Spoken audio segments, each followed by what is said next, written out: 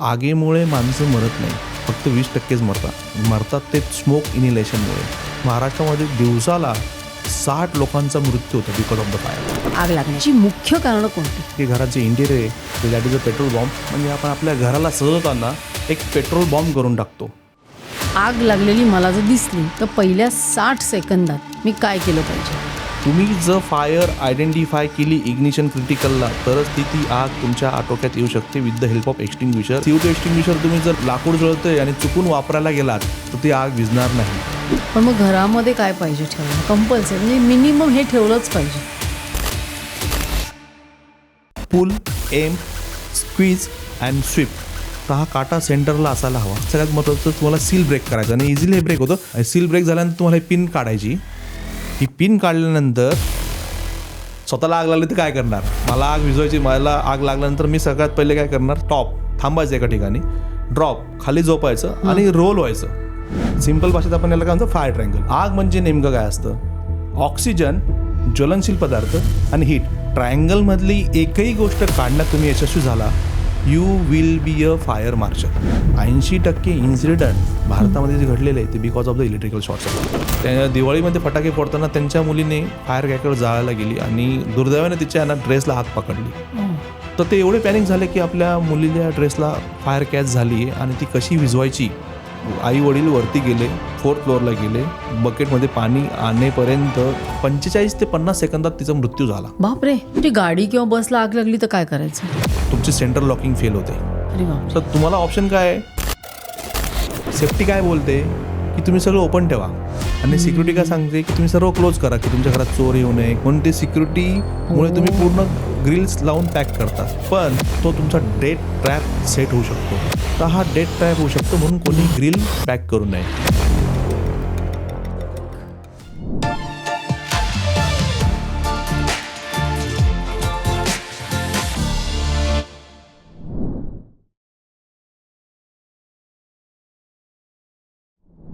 नमस्कार गौरवजी, तुमचं सर्व काहीमध्ये खूप खूप स्वागत आहे. धन्यवाद मॅम, मला तुम्ही संधी दिल्याबद्दल मी तुमचे खूप खूप आभारी आहे. आपण ना सर्वसाधारणपणे कॅन्सरसारखे दुर्धर रोग, हार्ट अटॅक किंवा ॲक्सिडेंट ह्याच्यामुळे होणाऱ्या मृत्यूवर चर्चा करतो. पण मी जेव्हा रिसर्च केला तेव्हा मला असं कळलं की भारतामध्ये 2% मृत्यू हे केवळ आगीमुळे किंवा धुरामुळे, घुसमटल्यामुळे होतात. तर मला सांगा गौरवजी की आगीची मुख्य कारणं कोणती आग लागण्याची? खूपच सुंदर प्रश्न आहे. बेसिकली काय होतं की लोकांनी आगीकडे जे बघण्याचा जो हेतू आहे तो एकदम निग्लिजेबल असतो लोकांचा. आगीकडे बघण्याचा हेतू, लोक हार्ट अटॅक, तुम्ही जसं म्हणाल हार्ट अटॅककडे स्पेशल काळजी दिली जाते, स्पेशल डॉक्टर्स असतात त्यांच्यासाठी. पण फायर फायटिंगमुळे होणारे इन्सिडेंट हे अचानक झाल्यामुळे लोक त्याच्यावर फोकस करत नाही. मुख्य आग लागण्याची कारणं म्हणजे आपण तुम्ही बाहेरच्या देशात गेलात तर तिथं पण इंटिरियर होतं आणि आपल्या इंडियामध्ये पण आपण इंटिरियर्स करतो, सुंदर इंटिरियर करतो. आपण डेको पेंट वापरतो, आपण सुंदर कर्टन्स वापरतो, आपल्या घरामध्ये गॅस असतो, LPG असतो, बरेचसे इलेक्ट्रिकल अप्लायन्सेस असतात. म्हणजे आपण आपल्या घराला सजवताना एक पेट्रोल बॉम्ब करून टाकतो आणि जेव्हा काही हा इन्सिडेंट होतो तेव्हा हा पूर्ण घर तुमचं विदिन काही मिनटात जळून जातं. तर बेसिकली काय आहे, आपण फायर म्हणजे समजून घेऊया, आग म्हणजे काय ते आपण समजून घेऊया. मला जसं आपण सायंटिफिकली डेफिनेशन घेतली आगीची, so it's a chemical chain reaction. Oxygen combines with the combustible material and produce the heat. ही झाली सायंटिफिक डेफिनेशन. मी लेमॅन लँग्वेजमध्ये तुम्हाला डेफिनेशन सांगतो. आग म्हणजे नेमकं काय असतं? ऑक्सिजन, ज्वलनशील पदार्थ आणि हीट, ह्या तिघही गोष्टी एकत्र आल्या की आग लागते. याला आपण म्हणतो फायर ट्रायंगल. सिंपल भाषेत आपण याला काय म्हणतो? Fire triangle. आता आपण जिथं राहतो, जिथं काम करतो तिथं ऑक्सिजन आहे का? कारण की आपण श्वास घेतो म्हणजे ऑक्सिजन आहे. ज्वलनशील पदार्थ आहे का? ज्वलनशील पदार्थ, आपण ह्या स्टुडिओत बसलो इथं पण ज्वलनशील पदार्थ आहे, ऑक्सिजन आहे. फक्त एक जी गोष्ट मिसिंग आहे ती म्हणजे हीट. तर स्पार्क झाला ACचा आणि ती हीट जर भेटली तो ट्रायंगल कंप्लीट होतो आणि ती आग लागते. व्हायस अँड वर्सा, जर ह्या तिघांमधली गोष्ट मी काढण्यात यशस्वी झालो, एकही गोष्ट काढण्यात यशस्वी झालो, तर मी फायर मार्शल झालो. सो बेसिकली आपण एक 7वी 8वीला एक प्रयोग केला असेल की कॅन्डल जाळतो, वरती आपण ग्लास ठेवतो आणि काय होतं, ऑक्सिजन कट ऑफ झाल्यामुळे ती आग विझते. सो बेसिक हे प्रात्यक्षिक आपल्याला 8वीला शिकवलं गेलं होतं, पण त्याचं आपण ॲप्लिकेशन हे कधीच करत नाही कारण की बऱ्याचशा लोकांना त्याबद्दल नॉलेज नसतं. सो तुम्ही विचारला प्रश्न की आग लागण्याचे मुख्य कारण कोणते, तर जसं एक आपण मी सांगितल्याप्रमाणे की घरात जे इंटिरियर आहे ते that is a petrol bomb. आणि आपण निग्लिजन्स जो असतो आपला की आपण इलेक्ट्रिकल ऑडिट करत नाही. तर बेसिकली कालांतराने 1 वर्षाला इलेक्ट्रिकल ऑडिट झालं पाहिजे. 80% इन्सिडेंट भारतामध्ये जे घडलेले आहे ते because of the electrical short circuit. कशामुळे म्हणजे ते वायर शॉर्ट होतात? बेसिकली काय होतं की आपण जेव्हा बिल्डिंग बांधतो तो फक्त जी कपॅसिटी असते केबलची, घरात साधारण व्यक्ती 4 माणसं राहतील अशा प्रमाणे ते डिफाईन केलेले असते. पण कालांतराने आपल्या प्रत्येक मुलाकडे मोबाईल्स, प्रत्येकाकडे 2-2 मोबाईल्स, आपण प्रत्येक रूममध्ये AC लावतो, आपण प्रत्येक रूममध्ये TVs लावतो. मग ती कपॅसिटी असते केबलची ती तेवढी कम्पॅटेबल नसते. मग आपण काय करायला पाहिजे की जर 6 महिन्यानंतर एक ऑडिट केलं पाहिजे. आता मी माझं ऑडिट केलं, जो इलेक्ट्रिशियन आला त्यांनी त्याच्या सॉकेटमध्ये ते प्लग्स घातले तर अर्थिंगच नव्हती 3 सॉकेटला. तर मी फायरमध्ये असल्यामुळे त्या गोष्टीची मी काळजी घेतो. तर मी ऑब्झर्व केलं की माझ्या घरात अर्थिंग नाही, तर मी ते सर्व नीट करून घेतलं. आणि जे बिल्डरने 2010 साली जे लावलं होते MCCB, ते आता नवीन टेक्नॉलॉजी मी चेंजेस केलेले. तर अशा प्रकारे आपण इलेक्ट्रिकल ऑडिट करायला पाहिजे. आणि साधारणपणे मोठ्या मोठ्या हाय राईज बिल्डिंगमध्ये तुमची फायर सिस्टीम जी असते त्याचा कोणीही मेंटेनन्स करत नाही. बिल्डरनी जेव्हा हँडओव्हर केल्यानंतर त्याला एकदम सेकंडरी समजलं जातं फायर सिस्टीमला, त्याचा कोणीही मेंटेनन्स करत नाही. तो मेंटेनन्स एक कालांतराने व्हायला पाहिजे. महत्त्वाचं म्हणजे त्याचं ऑडिट व्हायला पाहिजे, इन्स्पेक्शन व्हायला पाहिजे, त्याची टेस्टिंग व्हायला पाहिजे आणि ट्रेनिंग व्हायला पाहिजे. तर ट्रेनिंग का व्हायला पाहिजे त्याची, कारण की इट्स लाईक सेम थिंग की you have Mercedes Benz but you don't know how to drive. त्याचा काही फायदा नाही. तर तुमच्याकडे गाडी आहे पण तुम्हाला चालवता येत नाही, त्याचा काहीच फायदा नाही. त्याचप्रमाणे फायर एक्स्टिंग्विशर्स तुमच्याकडे आहे, तुमच्याकडे फायर सिस्टीम आहे, पण ती तुम्हाला ऑपरेट करता येते का, त्याचा पण आपण एक विचार करायला पाहिजे. म्हणजे जास्तीत जास्त आगी या इलेक्ट्रिसिटीमुळे लागतात घरामध्ये. पण आपण बऱ्याचदा आता पेपरात वाचतो ना की स्वयंपाकघरामध्ये गॅस लीक झाला किंवा रॉकेल आहे ते पसरलं, त्याच्यामुळे पण होतात ना आगी. बेसिकली घरात आपल्या LPG असतो, म्हणजे that is a liquefied petroleum gas. So त्याला कुठलाही प्रकारचा ऑर्डर नसतो. तर IOCL BPCL काय करतात, इथेनॉल मर्कॅप्टन नावाचा एक घटक त्याच्यामध्ये मिक्स करतात. म्हणजे मे बी तो लीक झाला तर त्यात आपल्याला स्मेल यायला पाहिजे. So LPG it is a highly flammable. कधी आपण विचार केला आहे की LPG लीक झाल्यानंतर काच ब्लास्ट होतो. म्हणजे आपण डेली कुकिंग करतो, आपण लाईट करतो, म्हणजे आपण घरात आपला ऑक्सिजन असतो, आपण जेव्हा रेग्युलेटर ऑन करतो तेव्हा ज्वलनशील पदार्थ दॅट इज LPG बाहेर येतो आणि आपण लाईट करतो म्हणजे हीट देतो. ट्रायंगल कंप्लीट होतो. ट्रायंगल कंप्लीट झाल्यानंतर तो आपण स्वयंपाक करताना जी आपण कुकिंग करतो आणि कुकिंग झाल्यानंतर आपण गॅस बंद करतो आणि सगळं व्यवस्थित असतं, पण तो कधी ब्लास्ट होत नाही. पण लीक झाल्यावरच का ब्लास्ट होतो असा आपण कधी विचार केला आहे का? सो LPG कधी आपण घरात एंटर केलं म्हणजे राईट बॅटिंग झाली किंवा कोणी आता बऱ्याचशा महिला वर्ग असतात ते त्यांची आवडती सिरियल बघायला बसतात आणि ते गॅस ऑन करून दूध ठेवलं आहे तापायला, ते दूध ओतू जातं आणि तो गॅस कट ऑफ होतो आणि घरात पूर्ण गॅस होतो. आणि गॅस झाल्यानंतर दॅट इज हायली फ्लेमेबल आहे. म्हणजे तुमच्या घरात ऑक्सिजन आहे, gas that is a combustible material, फक्त हीट नाही आहे. तर सर्वात प्रथम आपण काळजी अशी घ्यायला पाहिजे की आपण जेव्हा घरात एंट्री करतो आहे आणि गॅस लीक झाल्यानंतर आपल्याला स्मेल आला तर सर्वात पहिले ओपन द विंडो, हा that is a main rule आहे. सेकंड रूल असं म्हणतो की कुठल्याही इलेक्ट्रिकल इक्विपमेंटला आपण हात लावायचा नाही. जसं कुठलं पण आपण इलेक्ट्रिकल बटन ऑन ऑफ करतो तर आतमध्ये एक स्पार्क होत असतो. म्हणजे लोकांचा असा गैरसमज आहे की अरे लाईट चालू आहे, गॅस लीक झाला आहे, तू लाईट्स बंद कर, TV चालू आहे, TV बंद कर. तो फार मोठा गैरसमज आहे. तुम्ही कुठल्याही इलेक्ट्रिकल इक्विपमेंटला हात लावू नये, कारण की आता एक स्पार्क होत असतो. म्हणजे बंद नाही करायचं त्यावेळेला. चालू असेल तर चालू ठेवा, बंद असेल तर बंद ठेवा. म्हणजे काय, इन शॉर्ट आपला ट्रायंगल कंप्लीट होईल. तुमच्या घरात ज्वलनशील पदार्थ गॅस आहे, ऑक्सिजन आहे आणि त्याला फक्त एक स्पार्क भेटला तो ट्रायंगल कंप्लीट होईल आणि ब्लास्ट होऊ शकतो. तर LPG has a LEL level, lower exposure limit, ती क्रॉस झाल्यानंतरच तो ब्लास्ट होतो. मग थोडक्यात काय आहे, तिसरी गोष्ट आपण काय करायचं की आपण रेग्युलेटर ऑफ केल्यानंतर आपण घरात झाडू मारला, गॅस लीक झाल्यानंतर झाडू मारायचं कारण असं की आपल्या किचनमध्ये जो गॅस स्प्रेड झाला आहे तो स्प्रेड झाल्यानंतर तिथं त्याची एलियल लेवल जास्त असतं, लोअर एक्सप्लोजन लिमिट, म्हणजे त्याला जर हीट भेटल्यानंतर तो एक्सप्लोड होऊ शकतो. आपण झाडू मारल्यानंतर तो स्प्रेड होतो आणि chances of the survival will be more, म्हणजे तो एक्सप्लोड व्हायचे चान्सेस कमी होतात. अशा प्रकारे आपण त्याची काळजी घ्यायला पाहिजे. आणि जे आपण बघतो ना कधी हॉटेलमध्ये किंवा काही त्यांचे ते स्टोव असतात आणि ते तिथे रॉकेल असतं, तर तेव्हासुद्धा आगीमुळे त्याचा भडका उडतो ना बऱ्याचदा, ते सांडतं रॉकेल किंवा काही. बेसिकली जसं तुम्ही 5 स्टार हॉटेलमध्ये गेलात तर त्यांच्याकडे K टाईप एक्स्टिंग्विशर असतो. त्याचं K टाईप म्हणजे किचन फायरसाठी तो स्पेशली वापरला जातो.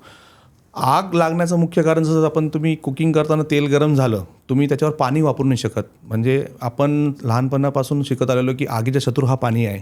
आपण प्रत्येक गोष्टीवर पाणी टाकायचा प्रयत्न करतो. इलेक्ट्रिकल शॉर्ट सर्किट झाल्यानंतर पण तुम्ही पाणी टाकू शकत नाही, कारण की इलेक्ट्रिकेशन होऊन तुम्हाला शॉक लागू शकतो. Same thing with the oil. जेव्हा ऑइल गरम असतं, जेव्हा ऑइलवर तुम्ही पाणी टाकलं, oil is lighter than water, oil अजून फ्लोट होईल आणि तुमची आग वाढायचे चान्सेस जास्त होतील. सो त्या बेसिक गोष्टीमध्ये तुम्हाला कसं कट ऑफ करायचं. ती जर आग लागली एखाद्या म्हणजे आपण साधं एक्झाम्पल घेऊया की घरात आपण तेल तापवलं आहे, मस्त छान पाऊस पडतोय आणि आपण भजे तळतोय आणि विसरली बायको की यार ते गॅस बंद करायचं आणि ते तेल तापलं आणि 200-300 डिग्री नंतर गेल्यानंतर आग लागली. तर लेमॅन काय करेल, घरात त्याच्याकडे काय अवेलेबल सोर्स आहे की पाणी टाकल्यानंतर ते तेल फ्लोट होईल, फ्लोट झाल्यानंतर अजून ते आग स्प्रेड होईल. तर सिम्पल टेक्निक जसं मी तुम्हाला सांगितलं की आपण एक्सपेरिमेंट केला की कॅन्डलवर आपण ग्लास ठेवला तर आग विझते. आपल्याला फक्त हा ट्रायंगल लक्षात ठेवायचा आहे. ट्रायंगलमधली एकही गोष्ट काढण्यात तुम्ही यशस्वी झाला, you will be a fire marshal. हे माझी गोल्डन लाईन तुम्ही लक्षात ठेवा. कुणी पण कुठल्याही व्यक्तीने की ही गोल्डन लाईन लक्षात ठेवली की एकही गोष्ट आपल्याला त्यातून कट करायची, मग आपल्या घरात अवेलेबल काय, आग लागली ऑइलमध्ये, आपण एक मोठं झाकण घेऊ शकतो, त्याच्यावर ठेवू शकतो. त्याच्याने काय होणार, ऑक्सिजन कट होणार. दुसरं आपल्याकडे ब्लँकेट असतं. ब्लँकेटला आपण ओलं करून त्याच्यावरती जरी कवर अप केलं तरी ती आग विझेल. पण ब्लँकेटला आग नाही लागणार. ब्लँकेटला आपल्याला टाकताना एक काळजी अशी घ्यायची की जे आपले 2-3 लेयर्स करायचे आणि त्याला आपल्याला ओलं करायचं आहे.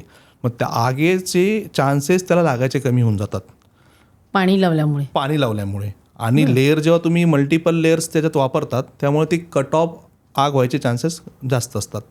I am not talking about blaze fire. Blaze फायरला ते ॲप्लिकेबल नाही, एक छोटीशी कढईतल्या आगला ते ॲप्लिकेबल आहे. दुसरी गोष्ट की आपण फायर ब्लँकेट पण घरात ठेवू शकतो. समजा म्हणजे जनरली मी तुम्हाला अशासाठी सांगतोय की आपण ब्लँकेट्स जे 2-3 लेअर करा, कारण की आपल्याकडे फायर ब्लँकेट नसतं घरामध्ये. कोणी फायर ब्लँकेट ठेवत नाही, कोणी एक्सटिंग्विशर्स पण ठेवत नाही. तर फायर ब्लँकेट काय करतं, fire blanket has another characteristic, ती 2 तास रेजिस्टन्स असतं. म्हणजे तुम्ही आगे 2 तास जरी टाकलं तर ते जळणार नाही. म्हणजे फायर ब्लँकेट काय असतं आणि ते आपण प्रत्येकाने घरात ठेवायला हवं. प्रत्येकाने घरात ठेवायला हवं. माझं सेमच एक प्रश्न आहे की आपण जेव्हा हॉटेलला जेवायला गेलो, 2,000 रुपये बिल होतं, 3,000 बिल होतं, आपण ते एकदम सहजपणे येतो, बर्गर खातो, पिझ्झा खातो, आपण त्याच्यावर 2,000-3,000 रुपये खर्च करतो. पण आपण सेफ्टीसाठी कधी विचार केला आहे का, एक छोटासा एक्सटिंग्विशर आपल्या घरात हवा, एक फायर ब्लँकेट आपल्या घरात हवं, एक टॉर्च हवी. या 3 गोष्टींचं आपण एक कॉम्बो करून घरात ठेवलं, ते एमर्जन्सीमध्ये आपल्याला कधी पण कामात येऊ शकतं. म्हणजे काय, एक फायर एक्सटिंग्विशर असला, it is a extinguishing agent. तुम्ही एमर्जन्सीमध्ये तो वापरून ती आग विझू शकता. फायर ब्लँकेट किती कॉस्ट द्यायची, हार्डली 1,000 ते 1,200 रुपये. एक्सटिंग्विशर 1,000 ते 1,200 रुपये आणि एक टॉर्च साधारण 200-300 रुपये. एक कॉम्बो करून तुमचा 3,000 रुपयात तो सगळा कॉम्बो होतो. पण तोच तुमच्या लाईफ सेविंगसाठी कामात येऊ शकतो फ्युचरमध्ये. कधी असा देव ना करो अशी घटना आपल्यासोबत घडो, पण अशा घटना घडल्यानंतर तेच किट आपल्याला वाचवू शकतं. तुम्ही म्हणालात इलेक्ट्रिसिटी किंवा आता हे रॉकेल आहे म्हणा किंवा काही, तर आणखीन कुठले असे इन्फ्लमेबल किंवा ज्वालाग्रही असे पदार्थ आहेत किंवा काही की ज्याच्यामुळे आग लागू शकते आणि आपल्या लक्षात येत नाही ते. बेसिकली फायरचे आपण टाईप्स बघूया. फायर 3 प्रकारचे असते, एक सॉलिड, लिक्विड, गॅस. जसं तुम्ही एक्सटिंग्विशर बघितलं असेल, ABC. लोकांना वाटतं company ABC. It's not a company, it's a type of fire. A class म्हणजे काय, जी सॉलिडला आग लागली त्याला आपण म्हणायचं ए क्लास. जसं तुमचा सोफा आहे, चेअर आहे, फर्निचर्स आहे, सर्व जे आहे तुमचं ते ए क्लासमध्ये मोडतं, कारण की ऑल आर द सॉलिड. लाकडी वस्तू किंवा सॉलिड थिंग्स जी का आपण कन्सिडर करू, कर्टन्स वगैरे झाले, ते सर्व आपल्या सॉलिडमध्ये ते ए क्लास फायर. बी क्लास फायर म्हणजे काय, जसं लिक्विड, जसं ऑइल झालं, डिझेल झालं, पेट्रोल झालं, so all liquid comes under B class fire. C class fire म्हणजे काय की गॅस, जेवढे आयसोब्युटेन, प्रोपेन, तुमच्या घरात LPG आहे, all are the highly flammable. तो सी क्लास फायर. म्हणजे fire has a classes, A class, B class, C class. अजून एक क्लास गव्हर्नमेंटनी सेपरेट केलं आहे, that is a E class. त्याला ESF असं म्हणता, इलेक्ट्रिकल स्टार्टेड फायर. पण मी म्हणतो असा कुठलाही क्लास नाही आहे. तर का नाही आहे की जर तुम्ही ॲनालिसिस केलं की जेवढे पण इन्सिडेंट झाले, 90% incident happen in India due to electrical short circuit. So government had separated this class as a E class. पण ई क्लास म्हणजे काय, आग लागल्यानंतर ती कशावर लागते, इलेक्ट्रिकल शॉर्ट सर्किट झाल्यानंतर काय होतं, ती आग सॉलिडवर लागेल, आयदर तुमचे केबल जळायला स्टार्ट होतील. फॉर एक्झाम्पल, एखादं लिक्विड ठेवलं आहे, ऑइल ठेवलं आहे, त्याच्यावर जर स्पार्क पडला तर त्याच्यावर आग लागेल बी क्लासवर. घरात गॅस लीक झाला आहे, जसं मी तुम्हाला सांगितलं की ऑन केलं बटन, तर ती लागेल C type. So ultimately electrical fire comes under ABC. Electrical it's just a media to start a fire. जसं इलेक्ट्रिकल शॉर्ट सर्किट झाला म्हणजे तुमचे केबल्सवरच आग लागणार आहे. Cables ultimately comes under solid. So सगळं कॅटेगरी अंडर ABC येते. 10 वर्षापूर्वी काय होतं की यू हॅव टू आयडेंटिफाय की आग कशावर लागली. A क्लासवर आहे का B क्लासवर आहे का C क्लासवर आहे. मग तुम्हाला त्या टाईपचा एक्सटिंग्विशर आणून त्याच्यावर मारावा लागायचा. वेगवेगळे A, B आणि C. सगळे वेगवेगळे एक्सटिंग्विशर. हां. Now the technology has change. आता it is a multipurpose extinguisher. तुम्ही 2 किलोचा एक ABC जरी घेतला आणि कुठे पण आग लागली, तुम्ही बिंदास तो एक्सटिंग्विशर सर्व फायरवर वापरू शकतात. सो त्याच्यामुळे काय झालं आहे की आग लागल्यानंतर आपल्याकडे काय नसतो, time. We don't have time. हां, तेच मला विचारायचं होतं की आग लागलेली मला जर दिसली तर पहिल्या 60 सेकंदात मी काय केलं पाहिजे? माझ्याकडे काही नाही आहे, माझ्याकडे एक्सटिंग्विशर नाही, ब्लँकेट नाही किंवा काही नाही, काय करायचं मी? कारण आमचं पहिलं काय असतं, पाणी टाका. बरोबर. एकदम म्हणजे मी तुम्हाला एक छोटंसं प्रात्यक्षिक देतो. आग लागण्याचं जे म्हणजे स्टेजेस आहे, फायरचे स्टेजेस आपण समजून घेऊ. एक छोटीशी मॅच बॉक्स आहे माझ्याकडे आणि हे phosphorus that is a highly flammable, right. So मी घर्षण करणार आहे याच्यावर, ऑक्सिजन आहे आपल्या स्टुडिओमध्ये आणि मी घर्षण केल्यानंतर याच्यावर आग लागणार आहे. म्हणजे तो ट्रायंगल आपला कम्प्लीट होणार आहे. आणि मी जेव्हा हे घासल्यानंतर ही आग लागली. Now this is ignition stage. याला तुम्ही आयडेंटिफाय केलं तर सर्वात best. Now this become the critical. म्हणजे I am talking about A class fire. हे आता A क्लास फायर आहे म्हणून हे मी याला विजवतो आणि इथं ठेवतो. सी बेसिकली आता आपण हे जाळलं ते होतं A क्लास. आता जर याच्याऐवजी जर डिझेल असतं तर अजून थोडं रॅपिडली, पेट्रोल असतं तर अजून रॅपिडली स्प्रेड झालं असतं. जर गॅस लीक झाला असता तर तो विदिन आपल्याकडे सेकंद होतं. सो प्रत्येक क्लासेसला डिफरंट स्टेजेस आहे, जसं इग्निशन, क्रिटिकल आणि ब्लेज. A क्लासला ब्लेज स्टेजवर जायला 12 ते 15 मिनिटं. ब्लेज म्हणजे काय? Blaze that is uncontrollable stage. ज्वाला. हां. त्या स्टेजमध्ये तुम्हाला फायर ब्रिगेडलाच कॉल करावा लागतो आणि तुमच्याकडे इंटरनल हायड्रन सिस्टीम असेल तुमच्या सिस्टीम, त्याच्यानेच तुम्हाला ती फायटिंग करायला लागते. तिथं एक्सटिंग्विशर काम करत नाही. So fire has 3 stages: ignition, critical, blaze. तुम्ही जर फायर आयडेंटिफाय केली इग्निशन क्रिटिकलला तरच ती आग तुमच्या आटोक्यात येऊ शकते with the help of extinguisher, with the help of blanketing effect. जर ब्लेज स्टेजला झाली तर तुम्हाला फक्त इव्हॅक्युएट करायचं आहे आणि फायर ब्रिगेडला कॉल करायचा आहे. सो तुम्ही जसं विचारलं की मला आग दिसली आणि मला पाण्याशिवाय दुसरा ऑप्शन नाही, तर पण ती आग कशावर लागली ते आपण पहिले आयडेंटिफाय करायला पाहिजे. ती आग जर सोप्यावर लागली या पडद्यावर लागली तर we can use the water. आपण पाणी घेऊन ते आपण त्याच्यावर टाकून पोर करू शकतो. जर एक्सटिंग्विशर तुमच्याकडे नसेल तर दुसरं ब्लँकेटिंग इफेक्ट तुम्हाला सांगितलं की आपल्या घरात बरेचसे बेडशीट्स वगैरे असतात, आपण ते मल्टिपल करून त्याच्यात 4-5 लेअर करून आपण त्याला कव्हर अप करून ऑक्सिजन कट करू शकतो. ही दुसरी मेथड आहे. तिसरी मेथड म्हणजे जर आग वाढत गेली तर जान है तो जहान है, सर सलामत तो पगडी पचास. तुम्हाला सगळ्यात महत्त्वाचं म्हणजे निघून जायचं, पळा. बाकी दुसरा काही ऑप्शन नाही. पळून घराच्या सेफ ठिकाणी, रेफ्युज एरिया असेल किंवा असेंब्ली पॉईंट असेल, तिथं जाऊन तुम्हाला आपला जीव वाचवायचा आहे. हे सगळ्यात महत्त्वाचं आहे. पण आपण बऱ्याचदा असं वाचतो ना की मोबाईलचा स्फोट झाला, आग लागली, तर ते कशामुळे होतं? ओव्हर हिटिंगमुळे होतं. मोबाईलचा स्फोट झाला. आपण काय करतो, ओव्हरनाईट आपण चार्जिंग करतो मोबाईल्सला. चार्जिंग केल्यामुळे त्याची लाईफ असते बॅटरीची. आपण बॅटरीची लाईफ, जसं प्रत्येक गोष्टीला वॉरंटी असते, 1 वर्षानंतर ती चेंज करायला पाहिजे. आपण मोबाईल 1-1, 2-2 वर्ष वापरतो. आपण ते ओव्हर हिटिंग केल्यामुळे त्याचा ब्लास्ट व्हायचे चान्सेस असतात आणि त्याच्याने ती फायर कॅच होऊ शकते. असं एक रिसेंटली एक्झाम्पल झालं होतं पिंपळा सौदागरला. मला सांगायला आवडेल की एक जो टेनंट होता त्यांनी इस्त्री करायची होती त्याला कपड्यांना आणि त्यांनी बेडवरच इस्त्री करायला ठेवली होती ती इस्त्री. आणि त्याला मे बी काही फोन आला असेल, तो निघून गेला आणि ती इस्त्रीचं बटन ऑनच होतं. म्हणजे ते प्रेस करताना तो बाहेर गेला आणि दरवाजा लॉक करून तो गेल्यानंतर ती गरम झाल्यामुळे पूर्ण त्याचं घर पेटलं. आणि फॉर्च्युनेटली तिथले चेअरमन माझ्या ओळखीचे असल्यामुळे, मी जवळपास राहतो असल्यामुळे मला त्यांनी फोन केला की अरे गौरव, तू येऊ शकतोस का, की जो मोठा इन्सिडेंट झाला, फायर ब्रिगेडला आम्ही इन्फॉर्म केलं आहे, पण तू काही मदत करू शकतो का? तर मी आणि माझी टीम जवळपास असल्यानं आम्ही गेलो. आम्ही गेल्यानंतर लिटरली पूर्ण घर जळायला 10 ते 12 मिनटं लागली. ते काही व्हिडिओज आहे माझ्याकडे, मी बघितल्यानंतर ते. आणि त्यावेळेस मला माहिती आहे की आग लागल्यानंतर आपल्याला सगळ्यात महत्त्वाचं, आपल्याला जेव्हा एंट्री करायची, आग विझवायची आहे, तर आगीमुळे माणसं मरत नाही, फक्त 20%च मरतात ते स्मोक इनिलेशनमुळे. म्हणजे तुम्ही जगातल्या पार्टीचं स्टॅटिस्टिक जर बघितलं, स्मोक इनिलेशन सर्वात डेंजरस. म्हणजे तुमची कपॅसिटी 100वरनं 10% यायला वेळ लागत नाही. कार्बन मोनॉक्साईड, हायड्रोक्लोरो फ्युम्स जे इमिट्स होतात, तुम्ही जर इनहेल केल्या 10 सेकंद तर तुमची कपॅसिटी 100वरनं 10%वर येते. म्हणजे तुम्ही किती पण मोठे फायर फायटर असाल, तुम्ही ती आग विझवण्यामध्ये अयशस्वी राहाल. सिम्पल भाषेत एक्झाम्पल तुम्हाला सांगायचं झालं की आपण टायर जाळलंय कधी, टायर जाळल्यानंतर आपण त्या जवळून जर गेलो तो तुम्ही तो स्मोक जर इनहेल केला तर तुम्हाला सफोकेशन होतं. तर फायरमध्ये बघा ना, तुम्ही एक कंपार्टमेंटमध्ये अडकला आहे आणि तो सगळा स्मोक तुमच्या हात जातोय, तुम्ही इव्हॅक्युएट करू शकत नाही. तर तुम्हाला सगळ्यात पहिले रुमाल ओला करायचा आहे, तुमच्या भोवती बांधायचा आहे आणि नंतर तुम्हाला इव्हॅक्युएट करायचं आहे.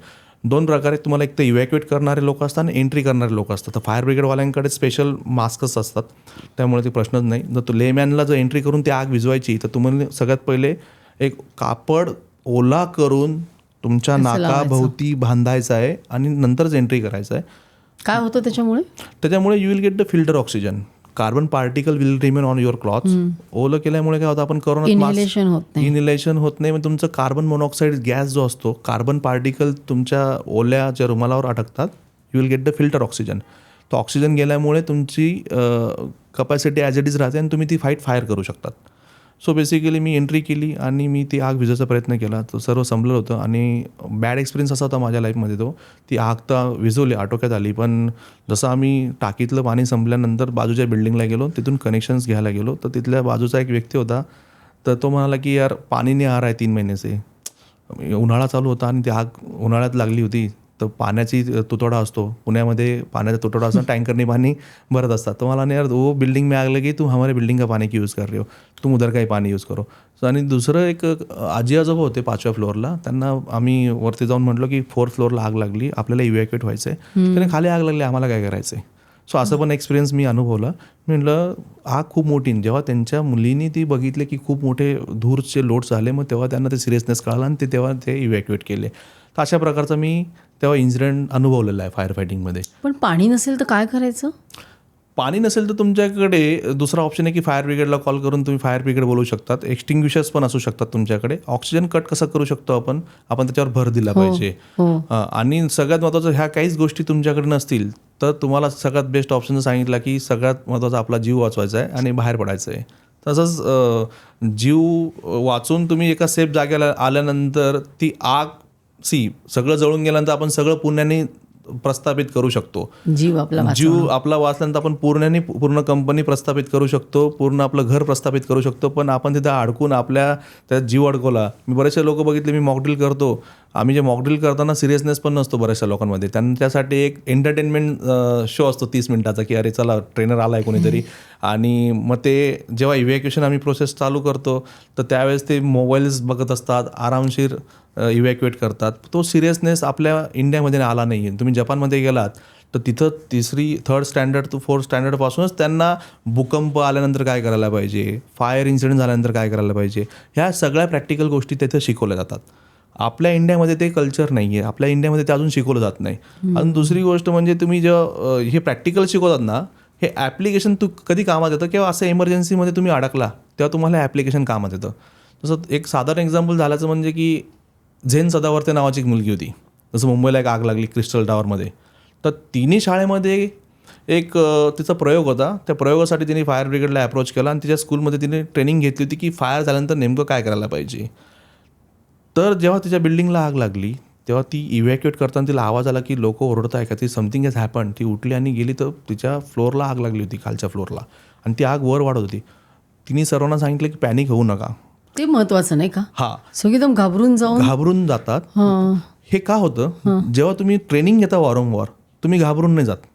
जेव्हा तुम्ही ट्रेनिंग नाही घेत तर तुम्ही घाबरून जातात, कारण की तुम्हाला त्याचं नॉलेज असतं. बॅकएंडला तुम्ही ते कुठेतरी ऐकलेलं असतं की आपल्याला असं करायचं आहे आणि असं इव्हॅक्युएट करायचं. मग तिने ते ऐकलं होतं शाळेमध्ये. तिने काय केलं, सगळे कपडे काढले कपाटातून, ओले केले, जिथं डोअर्स होते, फायर डोअर्स असतात स्पेशली, त्याचा गॅप्स असतो, तिथं गॅप्सला तिने कव्हर केलं.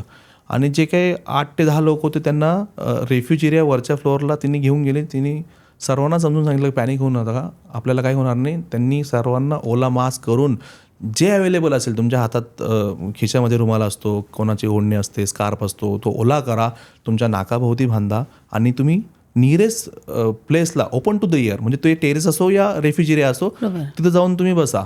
नंतर मग तुम्ही तो व्हिडिओ बघितला असेल की क्रेन फायर फायटिंगवाले आले, त्यांनी क्रेननी त्या 12 लोकांना वाचवलं. शी गॉट अ शौर्य पदक इन 2018. हे का शक्य झालं की तिने कुठेतरी तिच्या बॅक ऑफ द माइंड ही शाळेमध्ये ट्रेनिंग घेतली होती. म्हणजे training is the most important thing, की तुम्ही ही प्रत्येक वेळेस ट्रेनिंग घ्यायला हवी फायर फायटिंगची. प्रत्येक 6 महिन्याला तुमचं नॉलेज ब्रशअप करायला पाहिजे. आपण नाही म्हणत की आपल्यासोबत इन्सिडेंट होईल, पण मे बी कोणाच्या आपल्या नियरेस्ट अँड डिअरेस्ट सोबत इन्सिडेंट झाला तर आपल्याला हे ॲप्लिकेशन तेव्हा कामात येईल. पण तेच होतं ना, आपल्याला वाटतं आपल्या बाबतीत नाही होणार, नाही का? आणि हल्ली सगळ्या बिल्डिंग्स एवढ्या उंच असतात की मी असं वाचलं की आपली जी फायर ब्रिगेड सिस्टीम आहे ती पोचूच शकत नाही वरच्या फ्लोअरपर्यंत. बरं, जसं तुम्ही US ला गेला तर US ला हाय राईज बिल्डिंगची डेफिनेशन अशी आहे की where evacuation is not possible. म्हणजे US गव्हर्नमेंटच सांगते की तुम्ही जेवढं वरती जाताय ठीक आहे, तुम्ही वर जा, पण तिथं इव्हॅक्युएशन पॉसिबल नाही आहे. मग तिथं काय करायचं? ए लढाई तुम्हारी आहे, तुमको अंदर के सोर्स से ही लढणी आहे. मग तुम्ही बघाल की बाहेरच्या देशामध्ये, बाहेरच्या कंट्रीमध्ये पूर्ण फायर फायटिंग सिस्टीम सगळी कार्यान्वित असते. म्हणजे तुम्ही वॉल जरी ओपन केला तुम्हाला प्रेशरने त्यामध्ये पाणी येईल. एमर्जन्सीमध्ये प्रत्येक लॉबीमध्ये एक्स्टिंग्विशर असतात. प्रत्येक बाहेर तुम्ही इव्हॅक्युएट करताना तुम्हाला फायर डोअर्स असतात, एक फायर स्टेअरकेस वेगळे असते. पण आपल्या इंडियामध्ये हाय राईज बिल्डिंग तर बांधतो आपण, पण हाय राईज बिल्डिंग बांधताना आपण काळजी बिल्डर घेतो, बिल्डर पूर्ण फायर फायटिंग सिस्टीम करतो, पण त्याच्यानंतरची काळजी कोण घेणार? कमिटी मेंबरची काळजी की ती सिस्टीम दिलेली आहे बिल्डरनी, त्याला आपण मेंटेन केलं आहे की नाही. जसं मी तुम्हाला सांगितलं की गाडी घ्या तुम्ही, सुंदर 50 लाख रुपये खर्च करा, ठेवा तिला 4 महिने घरी.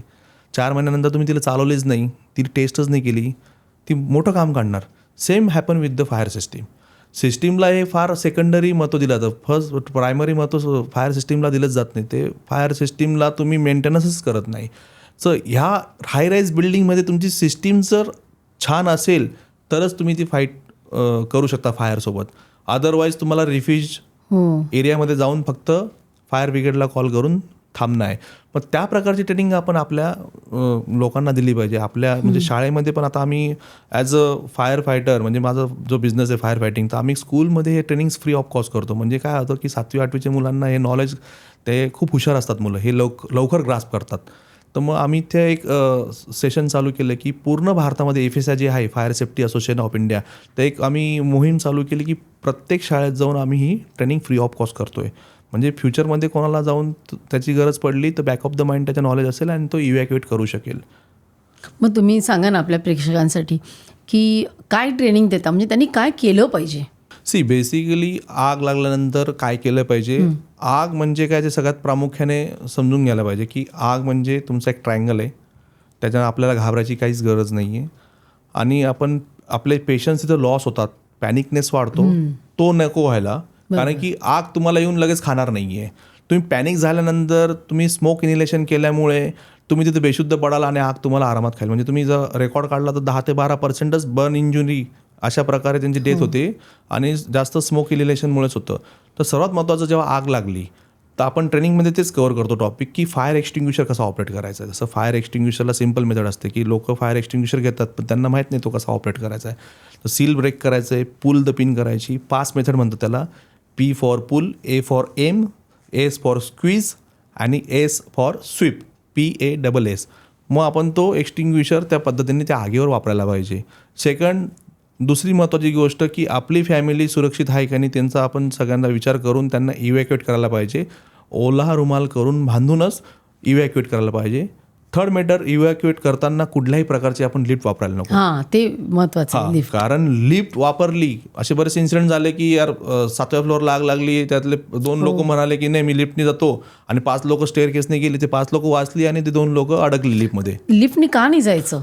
सगळ्यात महत्त्वाचं म्हणजे जेव्हा आग लागते सगळ्यात पहिले फायर ब्रिगेडवाले इलेक्ट्रिसिटी कट करतात, कारण की ते आग अजून स्प्रेड होऊ नये म्हणून. आणि इलेक्ट्रिसिटी कट होते त्या केसमध्ये. त्यामुळे लिफ्टमध्ये तुम्ही ऑब्स्ट्रक्ट जर झालात तर सगळा स्मोक लिफ्टमध्ये जाईल आणि तिथं तुम्ही गुदमरून तुमचा दुर्दैवी मृत्यू होऊ शकतो. तर सर्वात महत्त्वाचं आहे की तुम्ही फायर स्टेअरकेस का दिली जाते, त्यासाठीच दिली जाते की त्याला फायर डोर्स असतात. ती आग 2 तास त्याला रेटिंग असते, 2 तास ती आग तिकडं पास होत नाही, त्याच्यातून स्मोक पास होत नाही, म्हणून त्या प्रकारचे फायर डोअर आपण बनवतो आणि त्या प्रकारे आपण इव्हॅक्युएट करतो. आणि इव्हॅक्युएट करताना एक काळजी असं घ्यायला पाहिजे की स्मोक असतो हा लाईट असतो बाकी एअरपेक्षा, म्हणजे तो आय लेवलला असतो. म्हणून तुम्ही इव्हॅक्युएट करताना क्राउलिंग, जसं लहान बाळ जसं रांगतं तर क्राउलिंग करत करत तुम्ही इव्हॅक्युएट करायला पाहिजे. आणि सेफेस्ट असेंब्ली पॉईंटला रांगत रांगत सरपटत जायचं, जमिनीपासून जवळून असं जायचं. एक्झॅक्टली तसं नाही, आपल्या 2 कळलं, पण म्हणजे नेहमीसारखं असं घाईघाईने धावत किंवा असं नाही जायचं उतरत. त्याच्याने काय होईल की तुमची जी व्हिजिबिलिटी आहे ती मेंटेन राहील, कारण की स्मोक लेवल आपल्या आय लेवलला असते. तुम्ही क्राउलिंग केल्यानंतर तुम्हाला व्हिजिबिलिटी पण भेटेल. हे फार महत्त्वाचं आहे. मला वाटतं की आग लागल्यावर आपण नॉर्मल पळत जातो तसं नाही तसं करायचं, नाही. तर आपल्या पायांवर हे करत हां, अर्ध्या हाईटला जायचं. अर्ध्या हाईटला जातात आणि आपण बघायचं की आपण खाली समजा आग लागली 5व्या फ्लोअरवर, मी तर 6व्या फ्लोअरवर असतो, तर त्या काळात काय, तर आपला रेफ्युज एरिया जसं रूलनुसार 8व्या फ्लोअरला एक रेफ्युज एरिया असतो, पण 7व्या फ्लोअरला रेफ्युज म्हणजे 8वा फ्लोअर नसल्यावर रेफ्युजचा काही प्रश्नच येत नाही. मग आपण सगळ्यात ओपन टू द एअर आपल्याकडे काय टेरेस आहे, मग टेरेसवर जायचं. टेरेसवर जाऊन सेफ आपण एका ठिकाणी थांबायचं, मग लेट इट बी, म्हणजे फायर ब्रिगेड जोपर्यंत येईल तोपर्यंत आपण वाट बघायची ना, आणि ते आपल्याला वाचवतील. पण मला एक सांगा की जर एखाद्या फ्लोअरला आग लागली तर ती खाली आधी पसरते का वर, म्हणजे आधी इव्हॅक्युएशन कोणी करायचं? बेसिकली आपण एक एक्झाम्पल घेऊया. आग लागली 5व्या फ्लोअरला, आता 4थ्या फ्लोअरवाल्यांनी काय करायचं, आग ती खाली तर येणार नाही, ती वरती वाढत जाणार आहे. खाली येणार नाही. नाही, आग ही व्हर्टिकली वाढत जाते, खाली सहसा येत नाही, पसरत नाही. म्हणजे म्हणून इलेक्ट्रिकल असली तरी सुद्धा कुठली का असेल ना, म्हणजे तुम्ही जर डक्टिंग असेल इलेक्ट्रिकल, तर डक्टिंगमधून आग वर पसरत जाते, खाली नाही जाणार. खाली जाणार नाही. म्हणून तुम्हाला 4th फ्लोअरवाल्यांनी काय करायचं, खाली इव्हॅक्युएट करायचं आहे. आणि जे अडकले आहे वरचे फ्लोअरचे 6वे 7वे, त्यांनी काय करायचं की त्यांना रेफ्युजरी नसतो, कारण की 8 फ्लोअर नंतर रेफ्युजरी असतो. मग त्यांना सगळ्यात बेस्ट ऑप्शन आहे की तुम्ही टेरेसवर जाऊन तिथं इव्हॅक्युएशन प्रोसेस करा आणि तिथं तुम्ही असेंब्ली करा. जेव्हा फायर ब्रिगेडवाले येतील ती आग विझवतील आणि तुम्हाला वाचवतील. पण आपलं दुर्दैव असं आहे की टेरेस हे जनरली लॉक असतात सोसायटीचे, हाय राईज बिल्डिंगचे. पण तुम्ही कधी जाऊन बघा वरती टेरेसवर, तर प्रत्येक सोसायटी जेव्हा आम्ही सर्वे करतो आम्हाला लक्षात येतं की अरे टेरेस लॉक आहे, आम्हाला चावी घ्यावं लागते सिक्युरिटी गार्डकडनं, कारण की आम्हाला वरती पंप्स बघायचे असतात. तर एक असाच इन्सिडेंट झाला होता की गुरगावला एक लेडी होती, she was an architect, interior designer होती. जेव्हा तिच्या हाय राईज बिल्डिंगला आग लागली, 17व्या मजल्याला आग लागली, 18व्या मजल्याला टेरेस होतं, आणि she knows everything because she was an architect. तिला माहिती होतं की एक्सटिंग्विशर कसं वापरायचं, हायड्रन सिस्टीम कशी वापरायची, काय आर्किटेक्ट लोकांना ट्रेनिंग असते. तर तिने एक्सटिंग्विशर वापरले आणि ते सगळे 7-8 लोकांना घेऊन टेरेसवर गेले. ते एक्सटिंग्विशर कामात आले नाही, कारण बिकॉज फायर मोठी झाली होती, ब्लेज फायर झाली होती. ब्लेज फायरला तुम्हाला हायड्रन सिस्टीमच ॲक्टिवेट करायला लागते. मग ते ॲक्टिवेट करताना तिच्या लक्षात आलं की यार सिस्टीम वॉज डेड, की वरचा पंप चालू नाही आहे, कोण मेंटेन नाही केलं सोसायटीनी. मग ते सर्व पळत पळत वर गेलं, टेरेस वॉज लॉक. मग तिला हॅमर भेटलं नाही ते लॉक तोडायला. जसं आज बघितलं आपण सगळं टेक्नॉलॉजी आल्यामुळे मिक्सर वापरतो, आपण खलबत्ता मुसळी पण ठेवत नाही घरात. तर लॉक तोडण्यासाठी काहीतरी एक असं जड वस्तू तिला हवी होती. आणि अनफॉर्च्युनेटली दुसऱ्या दिवशी तिथं 8 ते 9 डेड बॉडीज सापडल्या बिकॉज ऑफ द सफोकेशन. आगीमुळे नाही झालं, ते सफोकेशनने त्यांची डेड बॉडी सापडल्या, पण ते लॉक तोडू शकले नाही. तर आम्ही ट्रेनिंगमध्ये तेच शिकवतो की तो फायर एक्सटिंग्विशर आहे ना, it act as a hammer.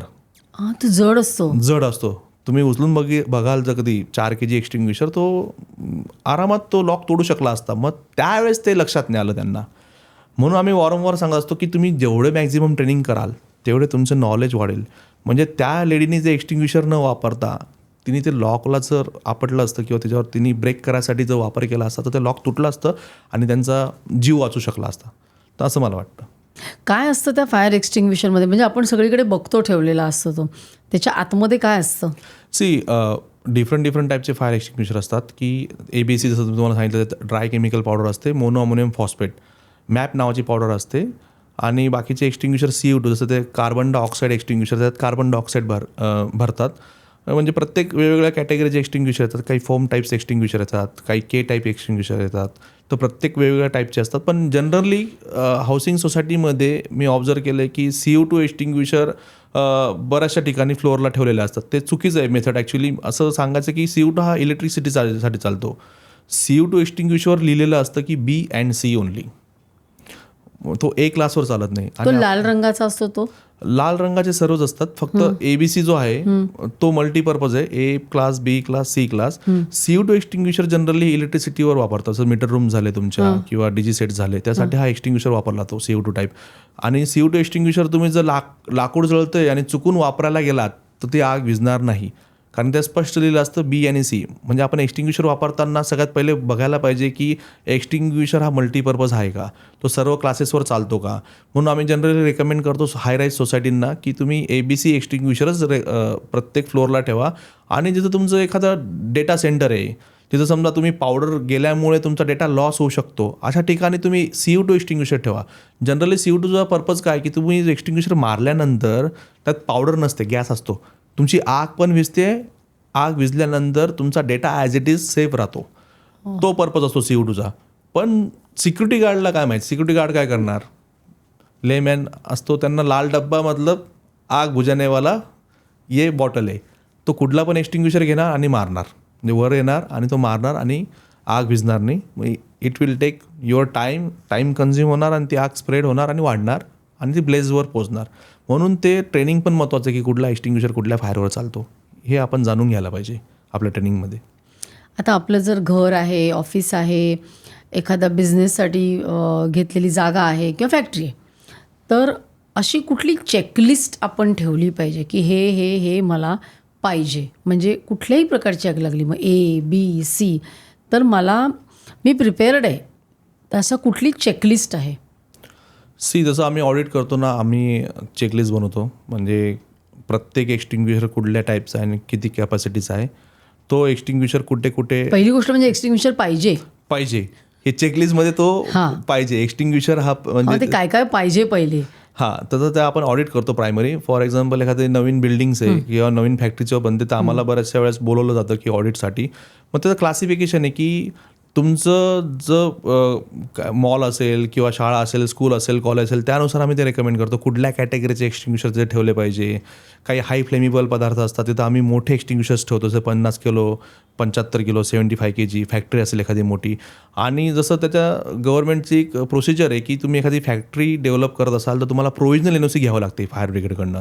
मग त्या प्रोव्हिजनल NOCमध्ये सर्व पॉईंट्स दिलेले असतात की फायर हायड्रंट सिस्टीम तुम्हाला लावावी लागेल, स्प्रिंकलर सिस्टीम तुम्हाला लावायला लागेल, पंप रूम तुम्हाला किती कॅपॅसिटीचे लागतील ते डिफाईन केलेले असतात. जसं तुम्हाला 50 HP लागतो, 60 HP लागतो, 70 HP लागतो, त्या फॅक्टरीच्या एरियानुसार ते डिफाईन केलं असतं.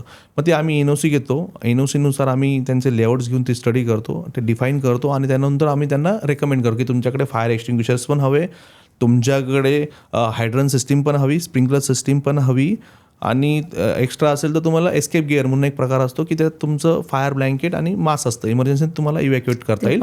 आणि एक फायर सूट पण असतो त्याच्यामध्ये. समजा कधी त्यांच्यातलाच आपण एक माणूस ट्रेन करतो की तो फायर सूट घालून कधीच असा इन्सिडेंट झाला तर तो आत जाऊन तो फायर फायटिंग करू शकतो. एक फायर सूट कंपल्सरी असतो. पण मग घरामध्ये काय पाहिजे ठेवायला? कंपल्सरी म्हणजे मिनिमम हे ठेवलंच पाहिजे. घरामध्ये तर माझं असं मत आहे की प्रत्येकाने एक्सटिंग्विशर्स घ्यावा. दुसरी गोष्ट ABC that is a multipurpose. ABC हा एक्सटिंग्विशर प्रत्येकाने घरामध्ये घ्यावा. दुसरी गोष्ट एक फायर ब्लँकेट प्रत्येकाने घरात ठेवावं. आणि तिसरी म्हणजे टॉर्च. टॉर्च म्हणजे तुम्हाला बोललो की इलेक्ट्रिसिटी कट होते, मला क्राउलिंग करायची, मला इव्हॅक्युएट करायचं, पण पूर्ण अंधार असणार आहे, मला पूर्ण माझा वे दिसायला पाहिजे, माझी व्हिजिबिलिटी क्लिअर व्हायला पाहिजे. म्हणून ह्या 3 गोष्टी प्रामुख्याने प्रत्येकाने आपल्या घरात ठेवायला पाहिजे: एक्सटिंग्विशर, फायर ब्लँकेट आणि टॉर्च. जसं एक म्हणजे मी प्रत्येक ट्रेनिंगमध्ये सांगतो लोकांना की हे गोष्टी असल्यानंतर तुमचा जीव वाचेल. समजा अशी दुर्दैवी घटना तुमच्यासोबत जर घडली, असं मागच्या दिवाळीत काय झालं, माझ्याकडे एक क्लायंट आहे आणि त्यांच्या एक सोसायटीमध्ये एक कपल राहतं. तर त्या दिवाळीमध्ये फटाके फोडताना त्यांच्या मुलीने फायर क्रॅकर जाळायला गेली आणि दुर्दैवाने तिच्या ड्रेसला आग पकडली. तर ते एवढे पॅनिक झाले की आपल्या मुलीच्या ड्रेसला फायर कॅच झाली आहे आणि ती कशी विझवायची. तसं तुम्हाला सांगितल्याप्रमाणे ॲज अ लेमॅन, ज्यांनी कोणी कुठल्याही प्रकारची ट्रेनिंग नाही घेतली, तो मनुष्य, ती व्यक्ती, ते दोघं आई वडील वरती गेले, 4th फ्लोअरला गेले, बकेटमध्ये पाणी आणेपर्यंत दुर्दैवाने त्या मुलीचा मृत्यू झाला होता. आणि मला जेव्हा लोकांनी, मी ट्रेनिंगसाठी गेलो तेव्हा सांगितलं की 45 ते 50 सेकंदात तिचा मृत्यू झाला. बापरे. So it is a too fast. म्हणजे आपण म्हणतो आग कुठे लागते, पण आग लागल्यानंतर आपल्याकडे टाईम नसतो. तर त्यांनी मला ट्रेनिंगला बोलवलं नंतर, तर आणि त्यांनी सांगितलं की ह्या वेळेस असं आपण काय करू शकतो. तर सिम्पल मी तुम्हाला सांगितलं की प्रत्येक वारंवार एकच गोष्ट सांगेल की तुम्ही आग लागल्यानंतर फायर ट्रायंगल डोक्यात आणा. ऑक्सिजन, हीट आणि ज्वलनशील पदार्थ, तिघांमध्ये एकही गोष्ट काढण्यात तुम्ही यशस्वी झाला तर तुम्ही फायर मार्शल व्हाल. तर मी त्यांना सांगितलं की, त्यांनी सांगितलं की 1 दिवसा अगोदर पाऊस पडला होता आणि त्या लॉनमध्ये आम्ही फटाके फोडतो आणि तो लॉन एकदम सुंदर होता, जसं गवत वगैरे उगलेलं होतं. आणि त्यांनी त्यावेळेस पाणी न आणता स्टॉप ड्रॉप रोल ही टेक्निक वापरली असते. काय स्टॉप ड्रॉप रोल म्हणजे स्टॉप ड्रॉप रोल कधी यूज करतात, समजा स्वतःला आग लागली, स्वतःला आग लागली तर काय करणार. मग तर मला आग विझवायची, मला आग लागल्यानंतर मी सगळ्यात पहिले काय करणार, स्टॉप, थांबायचं एका ठिकाणी, ड्रॉप, खाली झोपायचं आणि रोल व्हायचं, स्वतःच रोल व्हायचं कुठल्याही सरफेसला, घरात असलं तरी सुद्धा. एक्झॅक्टली अनफ्लेमेबल सरफेसला रोल व्हायचंय. रोल झाल्यानंतर काय होईल, तुमचा बॉडीवरचा ऑक्सिजन कट होईल, ऑक्सिजन कट झाल्यामुळे तुमची आग विझेल. पॉसिबल असेल तर तुमचे जे क्लॉथ्स आहे तुम्ही विअर केलेले काढून फेकू शकतात, ते बेस्ट टेक्निक आहे. पण स्टॉप ड्रॉप रोल ही टेक्निक तुम्हाला त्यावेळेस कामात येईल. दुसऱ्यांनी अगर बघितलं की तुम्हाला फायर झालेली आहे आणि तुमचा कोणी मित्र असेल, जवळ कोणी व्यक्ती असेल, त्यांनी येऊन तुम्हाला जर सांगितलं घरात ब्लँकेट पाहिजे, ब्लँकेटिंग इफेक्ट म्हणतो आपण त्याला, ब्लँकेटने त्याला कव्हर अप केल्यानंतर पण ऑक्सिजन कट होईल. अंगावर टाकायचं, अंगावर मग ते टाकायचं. ओलं टाकायचं का फायर ब्लँकेटच्या केसमध्ये तुम्हाला ओलं करायची गरज नाही. नॉर्मल जर आपण टाकलं काही तर नॉर्मल टाकलं तुम्हाला ओलं करून टाकायचं. जर ओलं करायला वेळ नसेल तर तुम्ही तिथे जोरात त्याला क्लोज करून पण ऑक्सिजन थांबवायचं. ऑक्सिजन थांबवायचं प्रयत्न तुम्ही करायचा. तर त्या केसमध्ये काय झालं, त्या मुलीला जी आग लागली होती, त्यांनी जर ट्रेनिंग माझी कोणाची तरी घेतली असती तर आज त्या मुलीचा जीव वाचू शकला असता. तिने ॲटलिस्ट त्या मुलीला झोपून त्या ओल्या लॉनमध्ये तिला हे केलं असतं, रेंगाळलं जरी असतं 2-4 वेळा, तरी तिची म्हणजे आज ती मुलगी आपल्यात असती आणि तिचा जीव वाचला असता. म्हणजे अक्षरशः ते व्यक्ती माझ्याकडे ढसाढसा रडायला लागले की अरे ही टेक्निक आम्हाला पहिले का माहीत नव्हती. तर म्हणजे असं वाईट वाटतं की आपण जे कार्य करतोय ते कार्य करतोय की याच्यातून आपण काही लोकांचा जीव वाचवण्यात जर यशस्वी झालो तर ते खूप मोठी अचिव्हमेंट आहे आणि आपलं पॉडकास्ट पण सक्सेस होईल असं मला वाटतं की आपण काही लोकांचा जीव वाचवला. ह्या पॉडकास्टमुळे बरेचसे आपले व्ह्युअर्स आहेत ते बघतील आणि हे जे त्यांनी टेक्निक जो वापरली की ऑक्सिजन कट करणं, हीट रिड्यूस करणे. पाणी काय करतं, हीट रिड्यूस करतं. एक्सटिंग्विशर काय करतो, एक्सटिंग्विशर आपण जेव्हा मारल्यानंतर एक्सटिंग्विशरचे एक लेअर फॉर्म होते आगीवर. लेअर फॉर्म झाल्यानंतर तो केमिकली रिॲक्ट करतो, ते आग विझवतो. एक लेअर फॉर्म झाल्यानंतर तो ऑक्सिजन पेनिट्रेट होत नाही त्या आगीवर, तो पेनिट्रेट न झाल्यामुळे ती आग विझते. पण आता जर एखाद्याच्या अंगाला लागली तर आपण अंगावर मारू शकतो का एक्सटिंग्विशर? एक्झॅक्टली, सेफ आहे एक्सटिंग्विशर. तुम्ही एक्सटिंग्विशर पूर्ण अंगावर मारा. म्हणजे जसं मी सांगतो माझ्या ट्रेनिंगमध्ये पण मोनो अमोनियम फॉस्फेट त्याच्यात वापरले जाते. तुम्ही ती खाल्ली तरी ती सकाळी आरामात निघून जाईल तुमच्या. म्हणजे ते सेफ आहे. ते सेफ आहे, कुठल्याही प्रकारची रिॲक्शन होऊ शकत नाही त्याच्यावर. ते सेफ आहे. तुम्ही अंगावर एक्सटिंग्विशर मारला ती आग विझेल. पण मग आधी ब्लँकेट टाकून मग मारायचा की असं काही नाही, त्याला काही हे नाही? बेसिकली तुम्ही एकदा ब्लँकेट टाकलं तर तुमचं ऑक्सिजन कट होणार आहे, ते आग विझणार आहे. जर तुमच्याकडे एक्सटिंग्विशर नसेल तर ब्लँकेट आपण वापरू शकतो. पण एक्सटिंग्विशर असेल ABC टाईप तर फक्त की तुमच्या श्वासावाटे जाऊन कोणाला त्याची ॲलर्जी पण होऊ शकते, कोणाला त्रास होऊ शकतो. म्हणून आम्ही रेकमेंड करतो की एक्सटिंग्विशर तुम्ही मारा पण त्याच्या नाकात आणि तोंडात जाऊ नये, ही काळजी तुम्ही घेतली पाहिजे. कोणाला त्याची रिॲक्शन झाली, ॲलर्जी झाली तर तो म्हणजे पॅनिक होऊ शकतो. पण मग प्रत्येक फ्लोअरला एक एक्सटिंग्विशर पाहिजे जनरली आम्ही रेकमेंड करतो एक. याची काय कॅपॅसिटी पाहिजे? स्टँडर्ड कॅपॅसिटी जे नॉर्म्स सांगतात की 4 kg आणि 6 kg. जसं हायराईज बिल्डिंगला आम्ही रेकमेंड करतो 4 kg 6 kg. म्हणजे 4 फ्लॅट असेल तर आम्ही 4 kg रेकमेंड करतो. जास्त फ्लॅट असेल तर आम्ही 6 kg मोर दॅन त्या कॅपॅसिटी रेकमेंड करतो.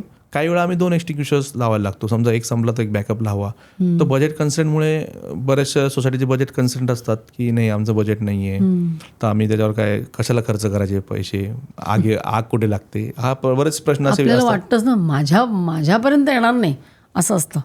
अशी ती आपली मेंटॅलिटी समज असतो. तर मोठा गैरसमज असतो. जसं मी तुम्हाला की आपण जसं 10वीच्या बोर्डाची एक्झाम देतो तर आपण काय करतो, अभ्यास करतो आणि अभ्यास केल्यानंतर आपण ती एक्झाम देतो का डायरेक्ट एक्झामला जाऊन बसतो? नाही जात. कारण की एक्झाम आपली ती प्रीमियम असते. बोर्डाची एक्झामला आपण अभ्यास नाही केला आपण नापास होणार आहे, पण नापास झाल्यानंतर पण आपण पुढच्या वर्षी देऊ शकणार आहे ती एक्झाम. पण ह्या केसमध्ये ही तुमची शेवटची एक्झाम आहे. जर तुम्ही अभ्यास नाही केला, there is no second chance. तुम्ही डायरेक्ट एक्झामला जाऊन बसले, तुमचं डायरेक्ट वरचं तिकीट फाटणार आहे. म्हणून तुम्हाला ही एक्झाम लाईफसोबत खेळणं खूप अवघड जाऊ शकते. म्हणून ह्या एक्झामसाठी आपण बॅकअप द माइंड कुठेतरी प्रिपरेशन केलं पाहिजे. आपण ट्रेनिंग्स अटेंड करायला पाहिजे. आपली सिस्टीम ओके आहे की नाही ते वारंवार चेक करायला पाहिजे. कारण की आपण आपल्या जीवाशी खेळणार आहे ना आपल्या परिवारातल्या लोकांच्या जीवाशी खेळणार आहे. मला असं वाटतं आपण बाकी सगळं करतो, घरामध्ये बरंच काही लक्झरी आयटेम्स घेतो, पण ह्याच्याकडे आपण जे महत्त्वाचं आहे सगळ्यात त्याच्याकडे दुर्लक्ष करतो. तर मला सांगा की कुठलंही घर घेताना किंवा काहीही ऑफिस घेताना, एखादं शॉप घेताना कुठली सावधगिरी आपण पाळली पाहिजे? म्हणजे हे कळलं मला, फायर ब्लँकेट पाहिजे, टॉर्च पाहिजे, एक्सटिंग्विशर पाहिजे, पण असे 1 2 3 4 की हे टिकमार्क केले पाहिजेत, मी कुठली सावधगिरी बाळगायला पाहिजे? तुम्ही एखादं ऑफिस विकत घेताय, कोणतं एक शॉप घेताय, तर सगळ्यात पहिले बघायला पाहिजे की त्या बिल्डरकडनं कम्प्लायन्सेस पूर्ण झाले की नाही. त्या बिल्डरनी फायर NOC मिळवली की नाही. तर अशा बऱ्याचशा गोष्टी असतात की बिल्डर इझिली फायर NOC मिळवतो. मग ती आपण कंपाईल करायला पाहिजे की प्रोव्हिजनल NOC सोबत, जसे जेव्हा बिल्डर प्रोव्हिजनल NOC काढतो ते प्रोव्हिजनल NOC नुसार काम झालं आहे की नाही, स्प्रिंकलर सिस्टीम त्यांनी प्रॉपर बसवली आहे की नाही, अलार्म सिस्टीम बसवली आहे की नाही, एक्स्टिंग्विशर सफिशियंट आहेत की नाही, हे सर्व NOC मध्ये दिलेलं असतं आणि ॲज पर ते IS कोड आणि NBC प्रमाणे ते ठरवलेलं असतं. तर बऱ्याच वेळा असं पण होतं की म्हणजे मी नाव नाही घेत की काही लोक सिस्टीम NOC पुरता बसवतात. NOC झाली की घेऊन जावं तुझं सगळं मटेरियल, अशा पण गोष्टी होतात. तर त्या आपण तपासल्या गेल्या पाहिजे. याचे कारणीभूत आपणच आहे की आपण सिस्टीम, आपण जेव्हा एखादा शॉप घेतो किंवा घर घेतो की आपण जे हँडओव्हर घेताना ह्या सगळ्या गोष्टी आहेत का नाही चेक केल्या पाहिजे. जसं आपण बिल्डरकडनं म्हणतो ना, मला कार पार्किंग दिली का, मला तू EV चार्जिंग दिली का, मला क्लब हाऊसमध्ये फॅसिलिटी आहेत का, जिम आहे का, पूल आहे का, हे आपण सगळ्या फॅसिलिटी बघतो. पण आपण कधी बघत नाही फायर. आपण त्याला हे प्रश्न विचारले पाहिजे की यार फायर फायटिंग सिस्टीम ओके आहे का, तू इलेक्ट्रिकल ऑडिट केलं आहे का, इलेक्ट्रिकल ऑडिट केल्यानंतर तू हँडओव्हर घेतलं आहे का इलेक्ट्रिकल व्यक्तीकडनं, त्या क्वालिटीचे केबल्स तू वापरलं आहे का, FRLS fire resistance low smoke आपण म्हणतो. ह्या गोष्टी कोणीही विचारत नाही. लोकांना फक्त ॲम्युनिटीजची घेणं देणं आहे. म्हणून आता काही कालांतराने फायर फायटिंग ही पण एक ॲम्युनिटी म्हणून ट्रीट केली पाहिजे. आणि त्याच्यामध्ये आता मी बरेचसे ॲड बघतो, काही जे नामांकित बिल्डर आहे त्यांच्या ॲम्युनिटीमध्ये बेस्ट फायर फायटिंग सिस्टीम असं ब्राउचरमध्ये टाकलं जातं. कारण की आता हल्ली खूपच इन्सिडेंट वाढत चाललेले आहे. म्हणून आता लोकांना त्याच्याबद्दल जागरूकता वाढत चालली. जसं पुण्यामध्ये नरेमध्ये इन्सिडेंट झाला आणि त्यामध्ये बरंच 2 कारचा ॲक्सिडेंट झाल्यामुळे त्या गाडीला आग लागली आणि दुर्दैवाने 8 ते 10 लोकांचा मृत्यू झाला. परत एक डांगे चौकात एक घटना झाली, त्याच्यामध्ये पण त्या बसला आग लागली, पण पॉझिटिव्हली कोणी त्याच्यामध्ये दगावलं नाही, म्हणजे सर्व सेफ आहे त्या घटनेमध्ये. आणि जसं ही अशी गाडी किंवा बसला आग लागली तर काय करायचं? बेसिकली कारमध्ये आग लागल्यानंतर तुमची सेंट्रल लॉकिंग फेल होते. सेंट्रल लॉकिंग फेल झाल्यानंतर आता तुम्ही रिसेंट व्हिडिओ व्हायरल झाला खूप इंस्टाग्रामवर, बुलढाण्याला समृद्धी महामार्गाजवळ आहे ना, एक माणूस मोठा दगड घेऊन ते गाडीचं काच फोडतोय कारण की गाडीला आतून आग लागले. आतमध्ये नवरा बायको आणि त्यांची एक छोटीशी मुलगी आतमध्ये बसली आणि ती काच ओपन होत नाही त्यांच्याकडून, कारण की ते सेंट्रल लॉकिंग तुमचं फेल झालंय. तर तुम्हाला ऑप्शन काय आहे, लोकांना माहीत नसतं. आपण ज्या शीटवर बसलोय त्याच्या मागे एक डिटॅचेबल हे असतं हेडरेस्ट ते ओपन करून त्याला 2 अशा सळ्या असतात. त्या सळ्यांनी पण तुम्ही ती काच फोडू शकतात. म्हणजे हे न माहीत असल्यामुळे लोक काय करतात की ते ओपन करायला काय आतमध्ये हॅमर नसतो. दुसरं परत एकदा आपण एक्स्टिंग्विशर येऊया की छोटासा एक्स्टिंग्विशर 1000 रुपयाचा तुम्ही जरी शीट खाली ठेवला, एमर्जन्सीमध्ये तुम्ही ती आग पण विझवू शकतात आणि ते फोडू पण शकता आणि तुम्ही काच पण फोडू शकता. त्याचे मल्टीपर्पज त्याचे बेनिफिट्स आहे. तर ही आग लागली आणि त्याच्यामुळे दुर्दैवी घटना झाली. जसं भारतामध्ये आगीमुळे होणारं मृत्यूंचं प्रमाण हे 3 लाखाच्या वरती आहेत. जसं मी एक ॲनालिसिस केलं की महाराष्ट्रामध्ये दिवसाला 60 लोकांचा मृत्यू होता बिकॉज ऑफ द फायर. बापरे. आणि त्यातल्या 45 महिला आहे. का असं? त्याचं कारण असं की आग लागते ती रेसिडेन्शियल हाय राईज बिल्डिंगमध्ये आग लागते. तर मे बी जनरली पुरुष सगळे आपलं कामगार बिझनेसला किंवा आपला नोकरीसाठी बाहेर असल्यामुळे सर्व वर्ग आपला बाहेर जातो आणि रेसिडेन्स फायर झाल्यामुळे महिला वर्ग आपल्या घरात जास्त असतो. आणि त्या स्वयंपाकघरात काम करत असतात आणि स्वयंपाकघरात काम करतात, अंगावर थोडं पॉलिस्टरचे वगैरे कपडे. एक्झॅक्टली. ह्या सगळ्या गोष्टींमुळे महिला वर्ग त्याच्यात जास्त मोडतो. की दुर्दैवीची बाब आहे की आकडा खूप मोठा आहे. मे बी तो जास्त असेल, तो जो डिस्प्ले केला तो आकडा तो कमीच असतो, पण मे बी तो त्यापेक्षा जास्त असू शकतो. महाराष्ट्रामध्ये म्हणजे जास्त आगीचं प्रमाण आहे सर्वच भारतामध्ये मला असं वाटतं, मी पण बघितलं महाराष्ट्र, गुजरात ह्याच्यामध्ये जास्त आहे प्रमाण आगीचं. भरपूर ठिकाणी आगीचं प्रमाण वाढत चाललं आहे. आता आपण काय जातो, आपण व्हर्टिकली, आता जागा नसल्यामुळे आपण व्हर्टिकली अप चाललेलो आहे, हाय राईज बिल्डिंगला चाललो आहे. त्यामुळे आगीचं प्रमाण वाढत चालण्याचे कारण तेच आहे की जागा कमी झाली आहे. आणि दुर्दैवी बाब अशी की आपल्याकडे जागा नसल्यामुळे आपण काय करतो की बिल्डिंग जेव्हा बांधतो त्याला पार्किंग स्पेस पण नसतो. म्हणून आपण काय करतो, पार्किंग स्पेस जो साईड मार्जिन सोडली जाते बिल्डर 6 मीटर जेव्हा फायर टेंडर मूव्ह व्हायला पाहिजे तुमच्या बिल्डिंगच्या अवतीभोवती, तिथं पण गाड्या पार्क केलेल्या असतात.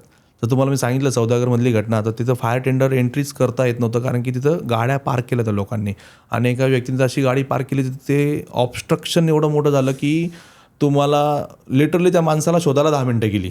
त्यानंतर तिने गाडी व्हेकल काढल्यानंतर फायर ब्रिगेडचं टेंडर आत आलं आणि ती आग त्यांनी विझवली. बापरे. मग आता काही म्हणजे आता मला असं वाटतं तुम्ही म्हणात हाय राईज बिल्डिंग म्हणजे हाय रिस्क बिल्डिंग जे झालेले आहेत आणि तेवढं वर पोचणं पण फायर ब्रिगेडला शक्य होत नाही आहे. तर आता काहीतरी नवीन इनोव्हेशन्स याची जरूर आहे नाही का ह्याच्यामध्ये, कारण हे प्रमाण असं वाढतच जाणार आहे. आता एक चायनाने काय केलं आहे, त्यांच्या म्हणजे हाय राईज बिल्डिंग स्काय क्रॅपर आपण त्यांना म्हणतो. तर मागे एक व्हिडिओ आलेला की ते बिल्डिंगवर ड्रोननी पाणी मारतायत. जसं तुमचं फायर ब्रिगेडचं जेट तेवढा वरती पोचू शकत नाही, ड्रोननी पाणी मारताय. तो ॲक्च्युअल ते स्वतःच्या बिल्डिंगला आग लावून ते ट्रायल घेतात. तर त्यांचं मते की थर्ड वर्ल्ड वॉर झाल्यानंतर आपल्या लोकांना कसं वाचवायचं फायरमुळे, जी आग लागेल, जसं काही मिसाईल्स वगैरेचे अटॅक्स होतील, त्यामुळे काय होणार आहे, आगच लागणार आहे प्रत्येक बिल्डिंगला. तिथं अटॅक झाल्यानंतर त्या बिल्डिंगला आग लागणार आहे. त्यांच्याकडे जी टेक्नॉलॉजी ते डेव्हलप करताय आतापासून डेव्हलप करतात. ते स्काय क्रॅपर त्यांनी एक बिल्डिंग बांधली आहे आणि बिल्डिंग बांधल्यावर त्याच्या आतमध्ये आग लावताय आणि अटॅक स्वतःच्याच बिल्डिंगला करताय आणि त्या सिस्टीमनी ती आग विझते का नाही चेक करताय. त्या ड्रोन सिस्टीम त्यांच्याकडे सुपेरियर आहे. म्हणजे ड्रोन सिस्टीमनी आता फायर फायटिंग होते. म्हणजे हाय राईज बिल्डिंगला समजा तुम्ही 45 स्टोरी बिल्डिंगवर गेला तर 45पर्यंत खालच्या ग्राउंडपासून तो जेट पोहोचणं शक्य नाही आहे. म्हणून ड्रोननी, जसं आपण ड्रोन कॅमेरा शूट करतो तसं ड्रोननी तो पाईप त्याला कनेक्ट करून टॉपपर्यंत जाऊन ती आग विझवत आहे.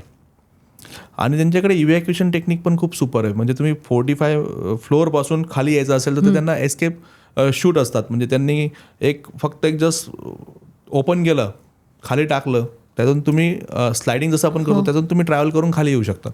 अशा प्रकारचे पण टेक्नॉलॉजी त्यांनी डेव्हलप केलेलं आहे. मे बी ते लवकरच भारतात येतील आणि आपण प्रत्येक जे आपण हाय राईज बिल्डिंग म्हणतो त्यांना ते आपण सिस्टीम इन्स्टॉल करूया असं मला वाटतं. आपण जेव्हा एखादा फ्लॅट घेतो त्याच्यामध्ये आपण बाल्कनी वगैरे असते, तर त्या 100 स्क्वेअर मीटरसाठी आपण काय करतो, बाल्कनी आत घेतो. ते आपण डेट ट्रॅप सेट करत असतो. तसं एक बँगलोरला एक लेडीचा इन्सिडेंट झाला होता की तिने काय केलं होतं की पूर्ण ग्रिल बांधली होती, पण तिने तो बाल्कनी आत घेण्यासाठी नव्हती बांधली ग्रिल. तिची मुलगी मेंटली रिटार्डेड होती. तर ती मेंटली रिटार्डेड असल्यामुळे तिने खाली वाकू नये, तिचा तोल जाऊ नये म्हणून तिने पूर्ण ग्रिलनी ती बाल्कनी पॅक केली होती. राईट. सो इन्सिडेंट असा झाला की तिने सर्व गॅसचे नॉब ओपन केले त्या मुलीने आणि घरामध्ये दिवा जळत होता. जसं तुम्हाला सांगितलं, ट्रायंगल कम्प्लीट झाला, ऑक्सिजन होता घरात, गॅस हायली फ्लेमेबल होता आणि दिवा जळत असल्यामुळे त्याला हीट भेटली आणि तो ब्लास्ट झाला सिलेंडरचा. तो व्हिडिओ असा आला होता माझ्याकडे की ती लेडी कपडे वाळत घालते आणि खालून सर्व शूट करताय, पण तिला कोणी वाचू शकत नाही कारण की तिने ग्रिलनी पूर्ण पॅक आहे. तिने सिक्युरिटीसाठी तिने सेफ्टी कॉम्प्रोमाइज केली. सेफ्टी काय बोलते की तुम्ही सगळं ओपन ठेवा आणि सिक्युरिटी काय सांगते की तुम्ही सर्व क्लोज करा की तुमच्या घरात चोर येऊ नये, कबूतर येऊ नये, म्हणून ते सिक्युरिटीमुळे तुम्ही पूर्ण ग्रिल्स लावून पॅक करता. पण तो तुमचा डेट ट्रॅप सेट होऊ शकतो. अशा केसमध्ये तुम्ही काय करायला हवं की तुम्ही ओपनेबल विंडो ठेवा. समजा तुम्हाला ग्रिल पॅकच करायचे, बरेचसे लोक कबूतरच्या नेट्स पण लावतात, पिजन नेट्स लागतात ना, पिजन नेट्स लावतात. तर तुम्ही ते नेट्स लावता, ठीक आहे, लावू शकतात, पण तुम्ही एमर्जन्सीच्या वेळेस तिथून इव्हॅक्युएशन करू शकतात का? तर त्यांनी ग्रिलनी पूर्ण ते पॅक केलेलं होतं. तुम्ही इमर्जन्सीमध्ये त्याला एक ओपनेबल विंडो बनवा की एमर्जन्सीमध्ये तुम्ही त्याच्यातून इव्हॅक्युएट करू शकता. सेम झालं हे पुण्यामध्ये की मी एका क्लायंटकडे गेलो आणि त्यांचं डिस्कशन चालू होतं की ती फायर फायटिंग आपल्याला ॲक्टिवेट करायची सिस्टीम, सगळ्या सिस्टीम आपल्याला करायच्या. आणि त्यांच्या पहिले एक वेंडर आला होता आणि तो म्हणे की त्यांनी मापं घेतली होती, प्रत्येक ग्रिल ते वाढत होते. तर तो इन्सिडेंट असा झाला होता की एक लहान चिमुरटी, तिची आई टीचर होती, तिचे वडील टीचर होते, दोघं गेल्यामुळे आणि तिची आई दुसऱ्या मुलीला शाळेतून येताना घ्यायला गेली आणि ती हाय राईज बिल्डिंगमधून खाली कोसळली होती. म्हणजे गॅलरीमधून तिचा तोल जाऊन तिची मृत्यू झाला होता. म्हणून सगळ्या कमिटी मेंबरने ठरवलं की नाही, आपले लहान मुलं आहे की आपण सगळे ग्रिल पॅक करून टाकूया. मग तिथं मी गेल्यानंतर मी त्यांना असं सांगितलं की तुम्ही करा पॅक ग्रिल, पण तुम्ही तिथे ओपनेबल ठेवा की that is not acceptable at all as per the fire norms. की तुम्ही सगळं पॅक केल्यानंतर तुम्ही इव्हॅक्युएशन कसं कराल इमर्जन्सीत? फायर ब्रिगेडचे त्याचे टेंडर लावेल ते रेफ्रिजरेला, पण एखाद्याला जर बाल्कनीतून इव्हॅक्युएट करायचं तर तिथून ते पॉसिबल नाही आहे. तर हा डेट ट्रॅप होऊ शकतो, म्हणून कोणी ग्रिल पॅक करू नये. आणि लोक 100 स्क्वेअर फूटसाठी त्यांचा डेट ट्रॅप सेट करता, हे सगळ्यात मोठी वाईट गोष्ट आहे. सो इंडियन ऑइल कॉर्पोरेशनला 2007 साली जी आग लागली होती, तर फायर ब्रिगेडच्या 5 गाड्या ती आग विझवण्यासाठी आल्या होत्या. पण ती तुम्हाला माहिती आहे, oil is a highly flammable. त्याच्यामध्ये जो कंबस्टेबल मटेरियल सगळं पेट्रोल ऑइल असल्यामुळे ते आग 2-3 दिवस जळत असते. सो व्हॉट दे डीड, ते ऑइल प्लॅन्टला त्यांनी कव्हरअप केलं, एक्सटिंग्विशिंग एजंट त्यांच्यावर मारलं, पण ती आग विझत नव्हती. They have started a small fire. त्यांनी 1.5 किलोमीटर रेडियसमध्ये circular they have started a small fire. तर त्याचा इम्पॅक्ट असा झाला, तो काय ऑक्सिजन भेटत होता त्या प्लॅन्टला, आजूबाजूला सगळी मोकळी जागा असल्यामुळे त्यांनी सर्क्युलरली त्या आग लावल्या.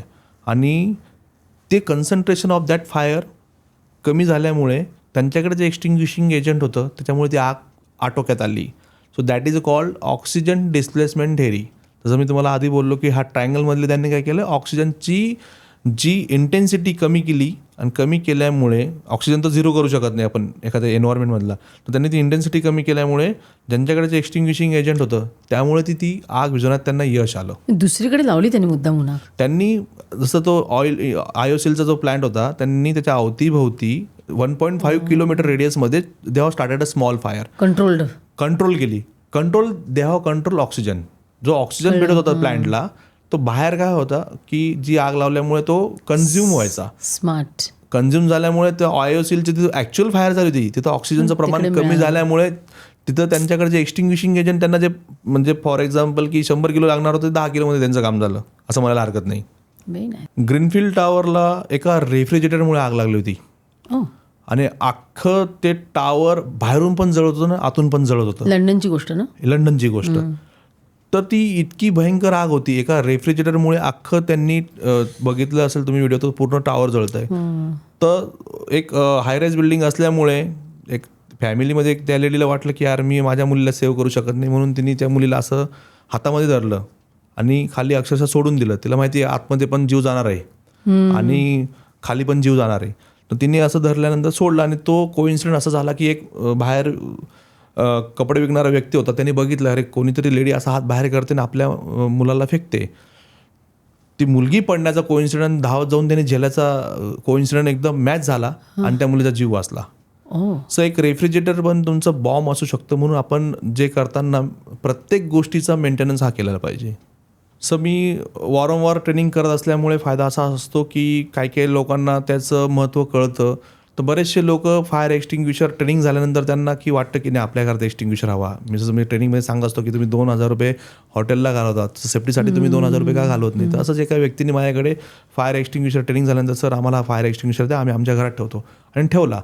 म्हणजे लक म्हणा किंवा काय म्हणा की आता येत्या गणपतीमध्ये लास्ट गणपती झाले त्यांनी सुंदर असं डेकोरेशन त्यांच्या घरात केलं होतं. आणि डेकोरेशन आज माहिती आहे आपण गणपतीला खूप आवडतं, तर डेकोरेशनमध्ये गणपती बसताना बाजूला एक दिवा लावला असल्यामुळे तर दिव्याने ती आग लागली आणि सुदैवाने माझं एक्सटिंग्विशर त्यांच्याकडे असल्यामुळे त्यांनी आग विझवण्यात त्यांना यश आलं. तर त्यांनी मला कॉल केला की अरे गौरव तुम्ही प्लीज घरी येतात का. म्हटलं काय झालं. म्हणे तुम्ही या. म्हणे आमच्या घरी खूप मोठा इन्सिडेंट झाला होता काल, पण तुम्ही दिलेल्या एक्सटिंग्विशरमुळे तो आटोक्यात आला. गणपतीच्या विसर्जनाच्या अगोदर आमचं विसर्जन झालं असतं. हा एक्सटिंग्विशरमुळे मोठी हानी टळली. आणि त्यांनी मला एवढ्या प्रकारचे खाद्यपदार्थ बनवले त्या दिवशी, मला जेवणाला बोलवलं अक्षरशः की अरे म्हणजे कोणाला तरी आपण म्हणतो ना की आपण त्यांच्यासाठी काही चांगलं केलं असल्यामुळे त्यांनी एक रिवॉर्ड म्हणून मला त्यांनी जेवणाला बोलवलं की तुम्ही ट्रेनिंग नसती दिली मला आणि आम्ही तो एक्सटिंग्विशर नसता घेतला, मे बी आज वेगळा सिनेरिओ राहिला असता. फार मोठी गोष्ट आहे ना खूप, की त्या एक छोट्याशा एक्सटिंग्विशरमुळे तो एक मृत्यू टळला नाही का. एक्झॅक्टली. म्हणजे आपण आयडेंटिफाय केली आग आणि आपल्याला जसं सांगितल्याप्रमाणे इग्निशन क्रिटिकल ब्लेज स्टेज असतात, तर ब्लेज स्टेजपर्यंत जाण्यात रोखणं ते सगळ्यात मोठं यश आहे असं मला वाटतं. आता असं एखाद्या काही 3-4 गोष्टी सांगा की एखाद्या कोऑपरेटिव्ह सोसायटीनी त्या केल्या पाहिजेत रेग्युलरली. साधारणपणे कमिटी मेंबर जे असतात त्यात एक माणूस त्यांनी असाईन करायला पाहिजे की तो फक्त फायर सेफ्टी आणि सिक्युरिटीकडे लक्ष देईल. म्हणजे काय होतं की कॉपरेटिव्ह सोसायटी हे सगळं सेवेसाठी करतात, त्यांना कुठल्याही प्रकारचा पगार वगैरे भेटत नसतो, त्यामुळे दुर्लक्ष केलं जातं ह्या गोष्टींवर. तर एक माणूस अपॉइंट करायला पाहिजे की त्यांनी ह्या गोष्टीचं ऑडिट केलं पाहिजे. जसं तो लायसन्स एजन्सी आहे, गव्हर्नमेंटने ऑथोराईज काही लायसन्स एजन्सी केली की तुम्ही लोकल लोकांकडनं काम नका करू, जे गव्हर्नमेंटचे ऑथोराईज लायसन्स एजन्सी त्यांच्याकडनं तुम्ही ऑडिट करून घ्या. ऑडिट केल्यानंतर आम्ही त्यांना एक लिस्ट देतो बनवून की तुमच्याकडे काय काय डिफिशियन्सी आहे. तर दुसरी गोष्ट महत्त्वाची असते की बजेट कन्स्टेंट. तर बजेट कन्स्टेंटमध्ये आम्ही त्यांना मांडतो की तुमच्याकडे 25 गोष्टी आहे, हा डिफिशियंट आहे आणि तुम्हाला याच्यातल्या ॲटलिस्ट आता बजेट कन्स्टेंट असल्यामुळे ॲटलिस्ट ह्या मस्ट डू ह्या गोष्टी तरी तुम्हाला आत्ता इमर्जन्सीत करून घ्यायला हवं आहे. नेक्स्ट इयरला बजेट आल्यानंतर आपण पुढच्या 5 गोष्टी करू. म्हणजे आम्ही 1-2-3 वर्षात ते पूर्ण सिस्टीम हेल्दी करून टाकतो. आणि तिसरी गोष्ट रेग्युलर क्वार्टरली बेसिसवर म्हणजे 3-3 महिन्याला तुम्ही प्रात्यक्षिक घेतलं पाहिजे. म्हणजे सिस्टीमची सर्व्हिसिंग झाल्यानंतर एमर्जन्सीमध्ये तो पंप चालू होईल. तर असं होईल की एमर्जन्सी आणि पंपच चालू नाही झाला कारण पंप जाम झाला आहे पूर्ण. तर तुम्ही ते क्वार्टरली बेसिसवर त्याचं प्रात्यक्षिक घ्यायला पाहिजे. आणि महत्त्वाचं म्हणजे प्रत्येक बिल्डिंगमधून तुम्ही ॲटलिस्ट 2 ते 3 लोक असे ट्रेन केले गेले पाहिजे की काही झालं दुर्दैवाने ते जाऊन ती फाईट करतील फायर अनटिल अनलेस तुमच्याकडे फायर ब्रिगेड येते, की तुमच्याकडे हायड्रन सिस्टीम आहे, तुम्हाला फायर ब्रिगेडची गरज पण नाही भासायला नको, कारण की फायर ब्रिगेड येईपर्यंत सगळं जळून खाक झालेलं असतं. कारण की तुम्हाला आज बघितलं असेल की मेट्रो सिटीमुळे सगळे रोड छोटे झालेले आणि तुमची जी सोसायटी आहे अशा ठिकाणी आहे तिथून फायर ब्रिगेडला पोहोचायला जर 10 मिनटं जरी लागत असतील, पण ट्रॅफिकमुळे काय होतं की तो 10 मिनिटाचा माणूस 30 मिनिटावर येतो आणि आग लागल्यानंतर आपल्याकडे सगळ्यात महत्त्वाचा टाईम नसतो. म्हणजे ती ब्लेस स्टेजवर तुम्हाला सांगितलं की सॉलिडला 15 मिनिटं आहे आणि 15 मिनिटापर्यंत येईपर्यंत सगळे आग जळून खाक झालेला आहे. म्हणजे आपण आपल्या प्रॉपर्टीचं संरक्षण करणारे आपणच आहे, म्हणून आपण ती काळजी घेतली पाहिजे. काही वेळेस ट्रेनिंग घ्यायची तर असते सर्वांना, पण काही जागा अवेलेबल नसते किंवा म्हणतात की बऱ्याच हायराईज बिल्डिंगमध्ये जर कमर्शियल कॉम्प्लेक्स आहे तिथं परमिशन्स घ्यावं लागतं की आपल्याला खाली ॲक्च्युअल आग लावायची आणि ते एक्सटिंग्विशरने ती कशी विझवायची. तर बरेच लोक म्हणतात की नाही तो कचरा होतो, तिथं एक्सटिंग्विशर वापरलं गेल्यानंतर आम्हाला हाऊसकीपिंगला साफ करायला लागतो. मग ते ॲक्च्युअल जोपर्यंत प्रॅक्टिस करत नाही आपण तोपर्यंत ते फील येत नाही आणि त्या माणसाला ते एक्सटिंग्विशर हातात धरून तो फील येत नाही, तो ॲक्च्युअल फायरमध्ये कसं विझवणार. त्यांनी ती प्रॅक्टिसच केली. म्हणजे तुम्हाला मी पहिलेच एक्झाम्पल दिलं की गाडी आहे पण ती चालवतच नाही आली, तुम्ही तो फील घेतल्यानंतरच तुम्हाला ते येईल ना. पोहायचं असेल तर मला स्वतः उडी मारावं लागेल. म्हणून आम्ही ह्या जो प्रॉब्लेम आहे त्याला सॉल्व्ह करण्यासाठी एक डिजिटल रूम सेटअप करत आहे. अरे वा. आणि त्या रूममध्ये सगळी VR टेक्नॉलॉजी राहील. म्हणजे तुम्ही जसं गेमिंगमध्ये लहान मुलांना आपण घेऊन जातो मॉलमध्ये, गेम खेळल्यानंतर त्यांना फील होतं की हा मी खुर्चीवर बसलो आहे, ती ट्रेन चालली आहे, मी राईड करतोय, त्याचं असं रिअल फील वाटतं. ती खुर्ची पण व्हायब्रेट होते आणि ते गॉगल लावल्यामुळे ते सगळं 76D इफेक्टमुळे VR ग्लासेसमुळे तो आपल्याला फील येतो. सेम टेक्नॉलॉजी आपण फायरमध्ये आणतोय. ते फायरमध्ये आणल्यावर आपण त्यांना ते गॉगल देणार आणि त्यांना असं फील होईल की ते आग लागली आहे. मी आग एक्सटिंग्विशर तुम्हाला डिजिटल एक्सटिंग्विशर दिसेल, व्हर्च्युअल दिसेल. व्हर्च्युअल एक्सटिंग्विशर तुम्ही धरताय हातामध्ये, ते सील ओपन करताय आणि तुम्ही ते आगीवर मारताय, तुम्हाला फ्लेम्स पण फील होतील. अशा प्रकारची ट्रेनिंग रूम आम्ही सेटअप करत आहोत. मला असं वाटतं आणि अगदी ही फायर ड्रिल्स असतात ना ती सगळ्यांनी सिरियसली घ्यायला हवी. राईट. तुम्ही बघितलं असेल किती लोक येतात हो खरंच या फायर ड्रिलला. असं माझा अनुभव आहे की आम्ही सोसायटीवाले जेव्हा अनाऊन्स करतं की नेक्स्ट संडेला आपण फायर ड्रिल ठेवलं आहे की सगळ्यांनी प्रेझेंट व्हा, तर एका सोसायटीत असं झालं की मी चेअरमन मला बोलले की येतील आता माणसं. 3 वाजता त्यांनी ट्रेनिंग सेशन ठेवलं होतं. 2 माणसं आले, ते बघितलं त्यांनी कोणीच नाही आहे, ते पण निघून गेले. मी अर्धा तास वाट बघितली, कोणीच नाही आले आणि कोणाला त्याचं महत्त्वच नाही आहे. तर बऱ्याचशा सोसायटींना काय करावं लागतं की लोकांनी येण्यासाठी त्यांना एक तर इव्हेंट असं गणपती आहे त्यावेळेस आम्हाला खूपच कॉल येतात, अरे गणपतीचा इव्हेंट आहे बरं का, 10 दिवसात आपण पटकशी ट्रेनिंग उरकून घेऊ. अरे नवरात्र चालू आहे, सगळे लोक गरबा खेळायला तर आपण फायरची ट्रेनिंग त्यावेळेस उरकून घेऊ. 15 ऑगस्टच्या दिवशी जास्त आम्हाला ट्रेनिंग्स असते मग त्यावेळेस थोडंसं मोटिवेशन लेवल वाढलेलं असतं लोकांचं. त्यावेळेस कार्यक्रमासाठी लोक आलेले असतात. काही सोसायटीत असं करतात की त्यांना काही असं म्हणजे ब्रेकफास्ट वगैरे असं अरेंज करतात. लोकांना सांगतात की फायर ट्रेनिंग नाही, ब्रेकफास्ट ठेवला, या तुम्ही, आज छोटासा कार्यक्रम आहे. मग त्यामुळे बरेचसे लोक व्यक्ती येतात. जेव्हा आमचं ट्रेनिंग स्टार्ट होतं मी त्यांना रिअलाईज होतं की नाही हे आपल्यासाठी महत्त्वाचं आहे. म्हणून माझी असं प्रत्येक लोकांना व्ह्युअर्सला विनंती की जास्तीत जास्त तुम्ही फायर ट्रेनिंग्स अटेंड केले पाहिजे. कधी भविष्यामध्ये जर कधी असा इन्सिडेंट तुमच्या बाबतीत जर घडला तर तुम्ही तुमचा परिवाराचा जीव तुम्ही वाचवू शकतात.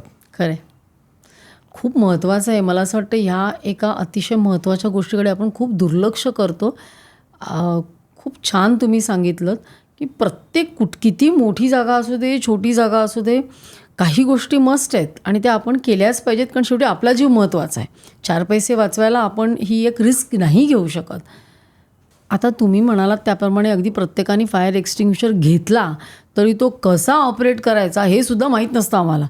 तर तो कसा करायचा हे जरा दाखवाल का प्रात्यक्षिक? मी आणलाय तुम्ही ना?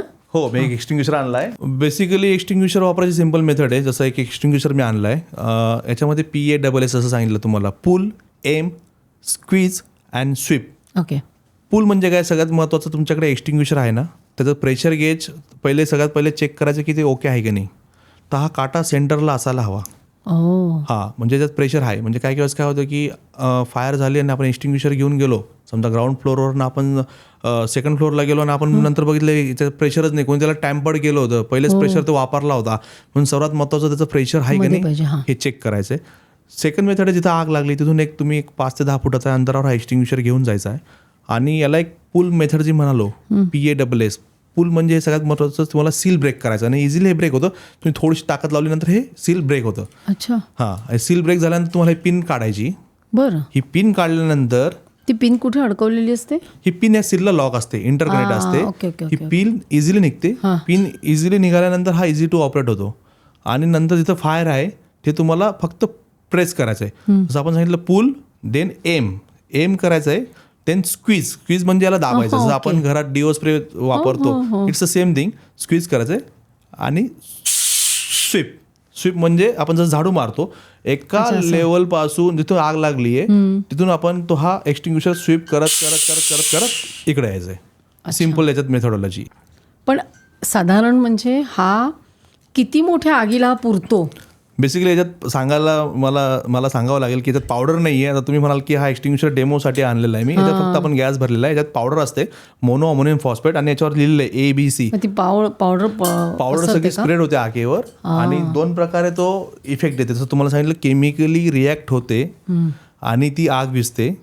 केमिकल आणि एक ब्लँकेटिंग इफेक्ट फॉर्म होतो. ब्लँकेटिंग इफेक्ट झाल्यामुळे ऑक्सिजन कट होतो आणि ती आग विझते. जसं स्टँडर्ड जे म्हणतं की किती एरियासाठी हा एक्सटिंग्विशर आहे. आता तुम्हाला सिम्पल भाषेत सांगायचं की स्पीड पॉवर इक्वेशन असतं. जसं आपण टेक्निकली बघितलं की आग आपण कधी आयडेंटिफाय केलेली, जसा एक 6 किलोचा एक्सटिंग्विशर 10x10च्या रूमला सफिशियंट आहे. लेमॅन लँग्वेजमध्ये मी तुम्हाला सांगतोय तो सफिशियंट असतो. पण स्पीड पॉवर इक्वेशन काय सांगतं की जी आग तुम्ही 6 किलो एक्सटिंग्विशरने विझणार आहे, जर तुम्ही ती 2 मिनिटात आयडेंटिफाय केली तर, आणि तुम्ही जर 6 मिनिटांनंतर आयडेंटिफाय केली तर तुम्हाला 6 किलोचे 60 किलो एक्सटिंग्विशर लागतील. म्हणजे कपॅसिटी वाढेल. 6 किलोचे तुम्हाला 10 एक्सटिंग्विशर्स लागतील.